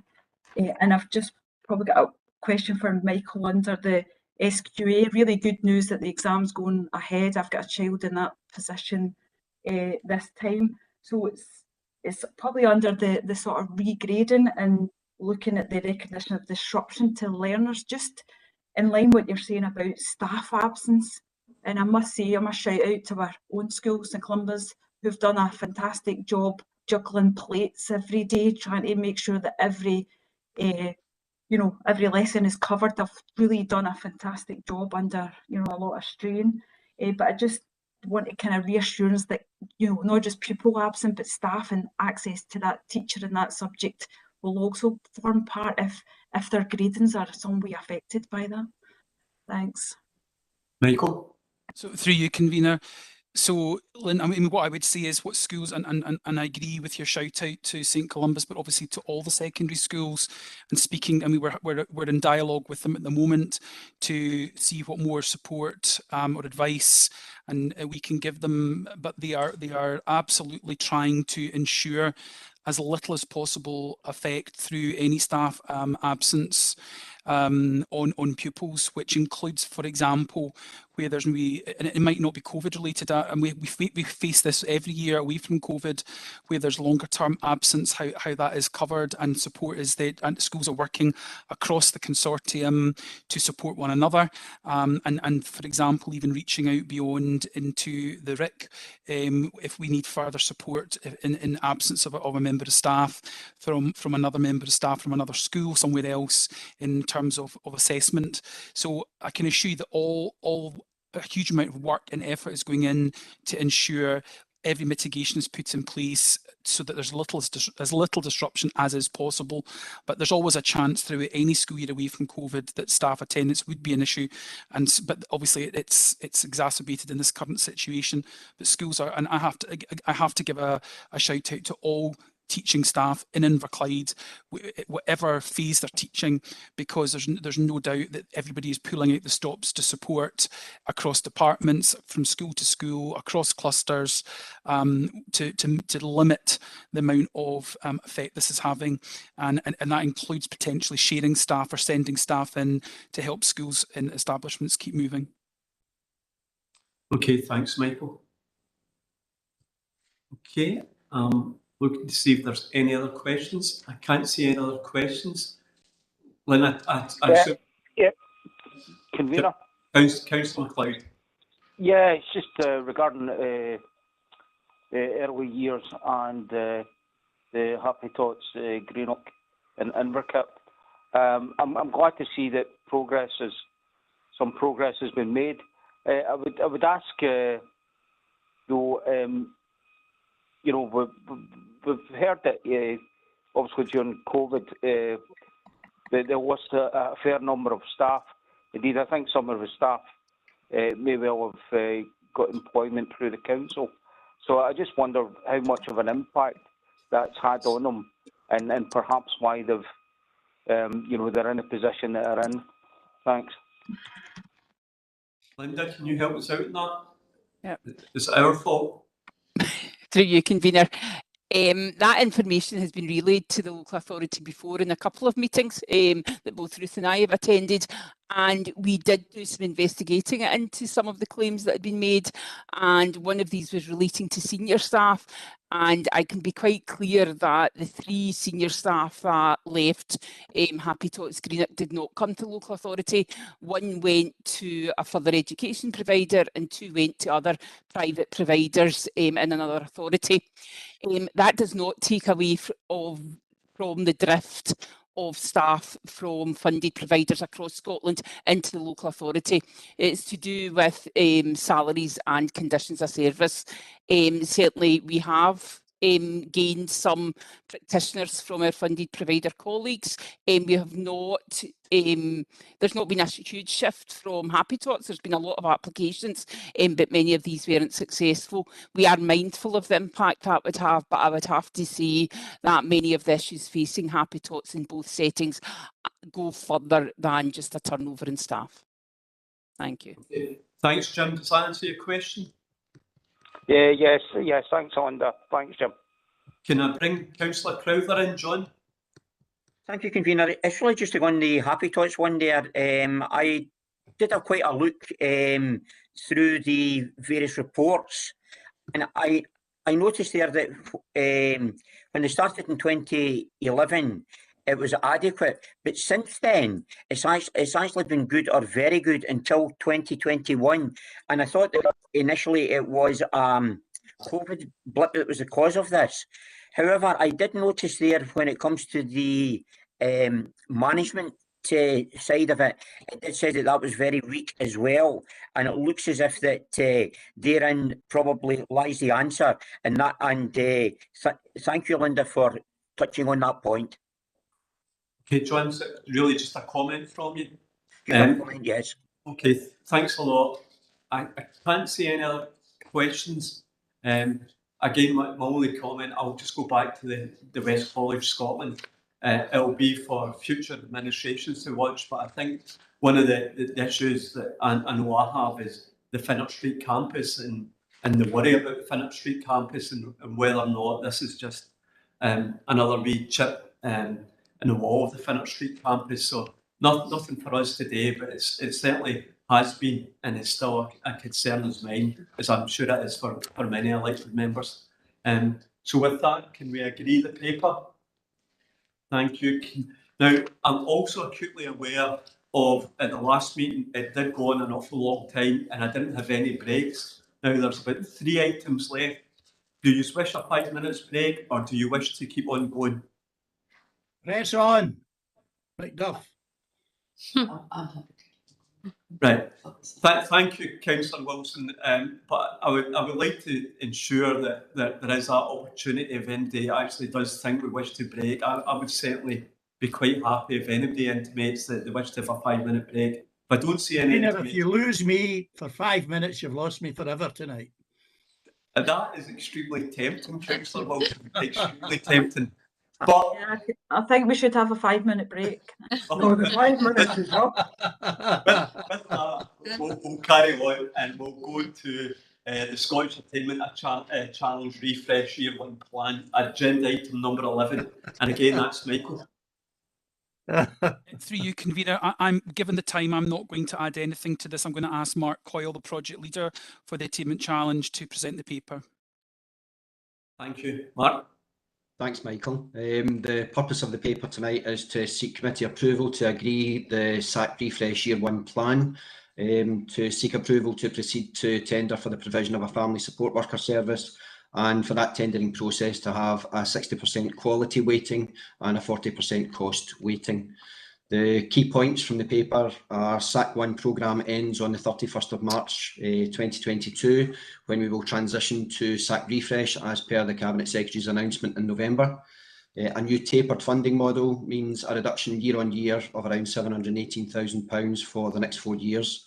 SAC Refresh means effectively planning a sustainable model that continues to close the poverty-related attainment gap. We have worked closely with Scottish Government officials and with Education Scotland advisors to smooth the transition process. However, we are still waiting the framework for recovery and equity that we are assured will be announced on the 30th of March with the launch of SAC Refresh. Prior to the plan being created for next year, we engaged in a consultation exercise with stakeholders. We discussed exit strategies with partners and identified aspects of the programme that were most impactful. This has also been shared with our governance group. The plan for next year is very much SAC 1 light. We want to continue to deliver the interventions that we know work and continue to close the poverty-related attainment gap. This will allow us a bit of flexibility and further engagement with the Scottish Government, Education Scotland and our own communities to identify a strategic plan over the remaining 3 years that will provide sustainability, continue to meet the needs of pupils, families and staff of Inverclyde, and continue to deliver a programme that has equity as its driving principle, with a focus on delivering a programme that continues to close the poverty-related attainment gap. The Attainment Challenge delivers evidence-based interventions that we know work, and the plan is to embed these interventions further, ensuring sustainability. The National Improvement Stretch aims will be the key targets that we will continue to focus on. However, we will have to agree local aims with the Scottish Government which focus on our own context. This will be an ongoing process till June 2022 when the final plan will be submitted. We have recently had and engaged in a very productive meeting with Scottish Government and Education Scotland around these targets. For the plan itself, we propose to maintain the 5 work streams already within the current plan: building capacity, families and communities, literacy and numeracy, nurture health and wellbeing, and digital. Each work stream will have actions which will be planned and provide detail of specific interventions linked to outcomes with relevant measures and evidence to evidence impact. We currently report biannually on this. However, this may change with the new framework being announced on the 30th of March. And for next year, we propose to retain almost all staff in Year 1 to address these agreed targets. We have reached agreement with the Scottish Government to use the underspend as part of the smoothing process, which makes Year 1 less impactful. And we would ask the committee to note and agree the plan going forward in its current form until we can finally agree the stretch aims and locally agreed targets for next session. Moving on to the Family Support Worker Service, we know it's a crucial service for our most vulnerable families, which has been funded by the Scottish Attainment Challenge for over 5 years. Bernardo's are our current service providers, and they provide a family support worker programme employing 12 family support workers who since August 2021 have supported 218 vulnerable families, with more families waiting for the bespoke support package that they offer. The current contract with Bernardo's expires on the 31st of March 2022. Due to the delayed announcement regarding the funding for the SAC Refresh programme, there was a knock-on effect to the delay in being able to begin the tendering request and the tendering process itself. Timescale was too tight for the process to be completed by the 31st of March, enabling that smooth transition. To ensure families continue to be provided the support service that they need, approval has been reached for a direct award till the 30th of June 2022 of the extension of the Bernardo's contract. This will allow a tendering process, if approved today, to be ongoing and that culminating in the reaching agreement with a provider for July moving forward.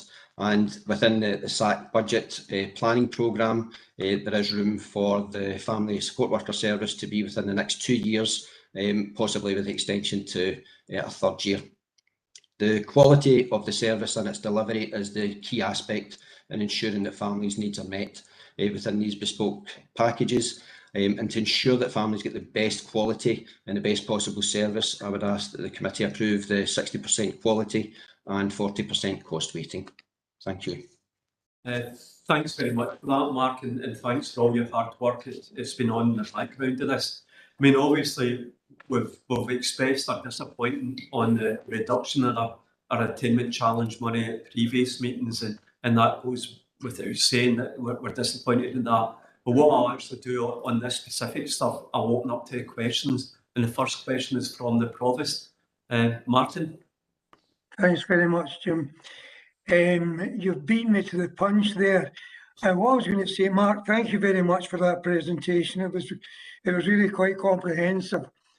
And I know that the emphasis right from the start was on sustainability and also an exit strategy. But the attainment challenge in Inverclyde has been a real success, and this was recognised by Audit Scotland. So it was very disappointing to have the progress interrupted by the pandemic. But given the pandemic, it's my contention there should not have been a reduction in funding. Some of our money, which is now going to other authorities, could be better used here. That's not a question mark. It's purely a comment. Okay, thank you, Mark. Thanks for that comment, and I know it's something that I've reiterated myself. I'm looking for any other questions in the chat. I can't see anybody. Can we agree the paper then? Agreed. Thank you. And can we move to agenda item number 12, which is very much a similar vein with regard to reduction in funding. It's the early learning childcare budget for 2022 to 2023. Linda. Through you, Convener. The purpose of this report is to provide committee with an update on the early learning and childcare budget for 2022-23.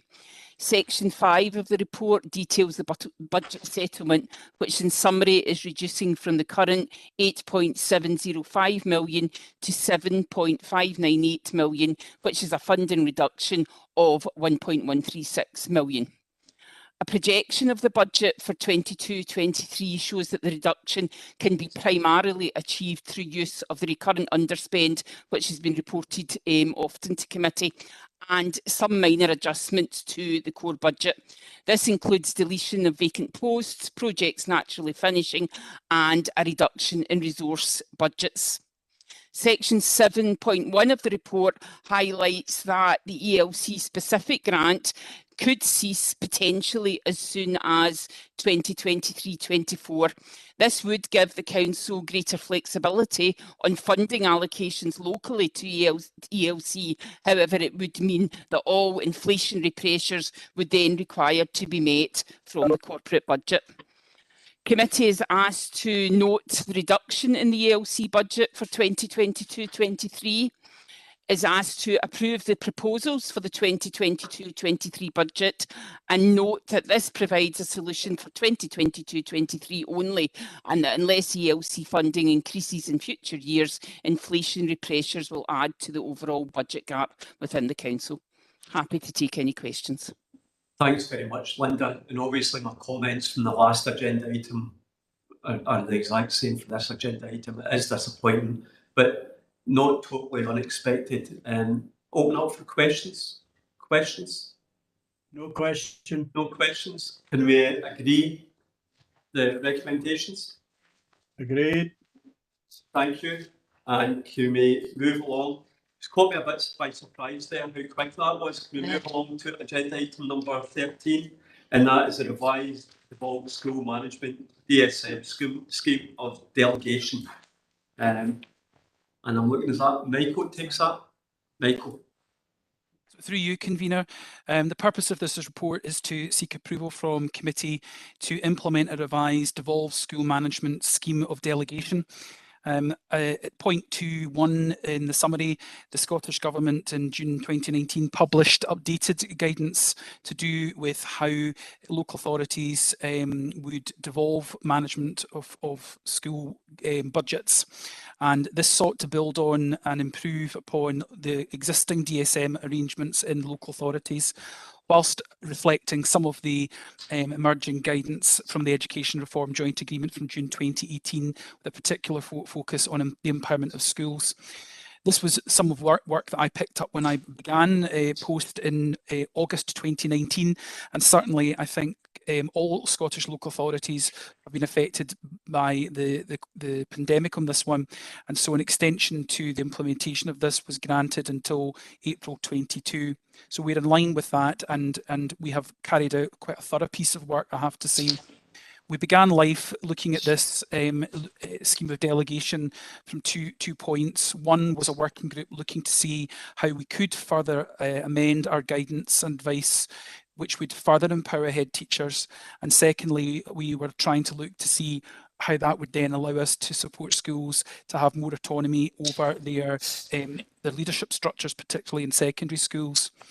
What we found at 2.3, the working group found, was that when we benchmarked ourselves against a range of different local authorities, some of whom had potentially taken this work forward ahead of us and others who were in line with us, our actual approach to the devolution of the school management processes was in actual fact quite fit for purpose. And when we spoke to head teachers, they did feel that the existing scheme allowed them to have a good degree of autonomy and that they did feel empowered. However, there were aspects of it that we felt we could make a move on. And 2.4, the working group has made a recommendation about changes taken to allowing schools to carry forward budgets year on year. And the rationale of that is to further empower head teachers to have more control, sorry for the typo, over their budgets and decisions relating to these. So the working group has revised and updated the scheme of delegation, which has been audited through the other appendix you'll see against the Scottish Government guidance that has been published. We meet the expected aspects of that pretty much across the board. There are some aspects that I suppose are suggested as best practice, and we're working towards those. But we do meet them in quite a number of different fronts. What we will now be doing as a working group, and we're in the middle of it right now, is working on further operational guidance to support schools to implement this scheme of delegation, so that all head teachers, leadership teams, school business officers and the central team, the finance team, are all clear on processes that will be needed to take this forward. One thing that we would like to do is, although we're not expected to review this for another 3 years, we would like to review it in a year's time, just to ensure that any changes we have made are working well and are fit for purpose. And as committee may well be aware, we are looking at the moment on how we will increase the non-contact time of teachers down to 21 hours. So we're having to give teachers an extra 90 minutes of non-class contact time. And that may or may not affect some of our approaches, particularly to the allocation of staff, which would then need to be reflected in the scheme of delegation. We're not clear at the moment as to when this will be implemented. We're still in consultation and discussion with the Scottish Government around that. So it certainly will not be happening in August of this year. So the recommendation is that the Education Committee is asked to approve the implementation of the revised devolved school management scheme as attached here, and agree to a further review of the scheme of delegation, which we can report back to committee in April 23 to reflect any changes that we might need to consider with ongoing developments around school staffing. Happy to take any questions. Okay, thanks for that, Michael. The first question is from Natasha. Natasha. Thanks, Michael. I've just had a read through what seems to have had a lot of work done under the appendix.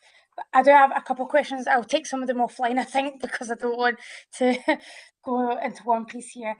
Just on page 85 of our papers, point 7, the role of the Education Authority, it says that we're to provide budget stability. How are we meant to do that when we've only been given 1 year settlement from Scottish Government? And yes, of course, we hope to eventually get 3 or 5 year settlements, but how can we actually fulfil that part of what we're proposing if we're not given more foresight of our upcoming budgets? And the other one was under the later point, monitoring school performance. How will this be done? So is that based upon spend? Is that based upon number of pupils that have attained X, Y, Z? How are we going to do that? And then my other point was just on page 87. They've got some examples of budget line allocations. So, for example, the staff development training, is that something that usually our authority would take care of? And then, like, how does that usually work? How will that change under this? And then finally, just property costs. It talks about under point 12, all costs for heat and lighting rates and cleaning are devolved to schools under DSM.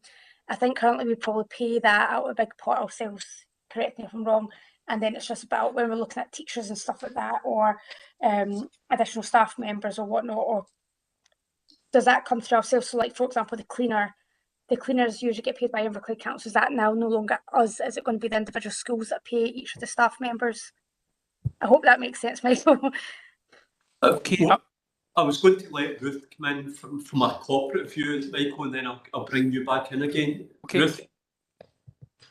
To answer your questions, Councillor Maguire, the the money we give to schools and the sort of core budget would historically stay fairly static unless through the budget process a saving was made. Then schools would expect to see a fairly consistent amount going to them, and that's done on a formula. So it is by pupil. So and the formula has been agreed in advance. So the core budget we would probably maintain unless it was through the budget as a saving. There are other parts, for instance, the pupil equity funding, which will be more fluctuations, and short-term funding around additional teachers, where we've seen the additional money coming in for the 14 teachers, which is now being put into the core budgets. But there's other recovery teacher budgets that have come in. So that is again on shorter term funding. And what Michael's alluding to as he's looking towards that is, as we work towards the 21 hours, we're probably going to need to revisit our formulas as we go forward, because actually we'll have to use a different formula depending on what the Scottish Government asks us to do, and also the budgets coming in. So it's a bit of a mixed picture around the budgets. And just to answer the question about the cleaners, the schools, the individual schools are responsible for the full-time equivalent. They're not responsible for the actual money. So where the centre still pays, so if a teacher's more expensive or a teacher's less expensive, the centre will still cover that, and cleaners will still be from the centre. So all the support staff is still the centre. Okay, thanks, Ruth. Michael, have you got anything you want to add from that, or has Ruth covered everything? Nope, she's covered everything. Good. Natasha, is that okay for you? Yeah, I think that's okay. I was aware that there were formulas later on in the paper about how to calculate how much the school gets. It's the Montreal School performance thing that really made me go, but I'll take that offline. Okay. Thanks, everybody.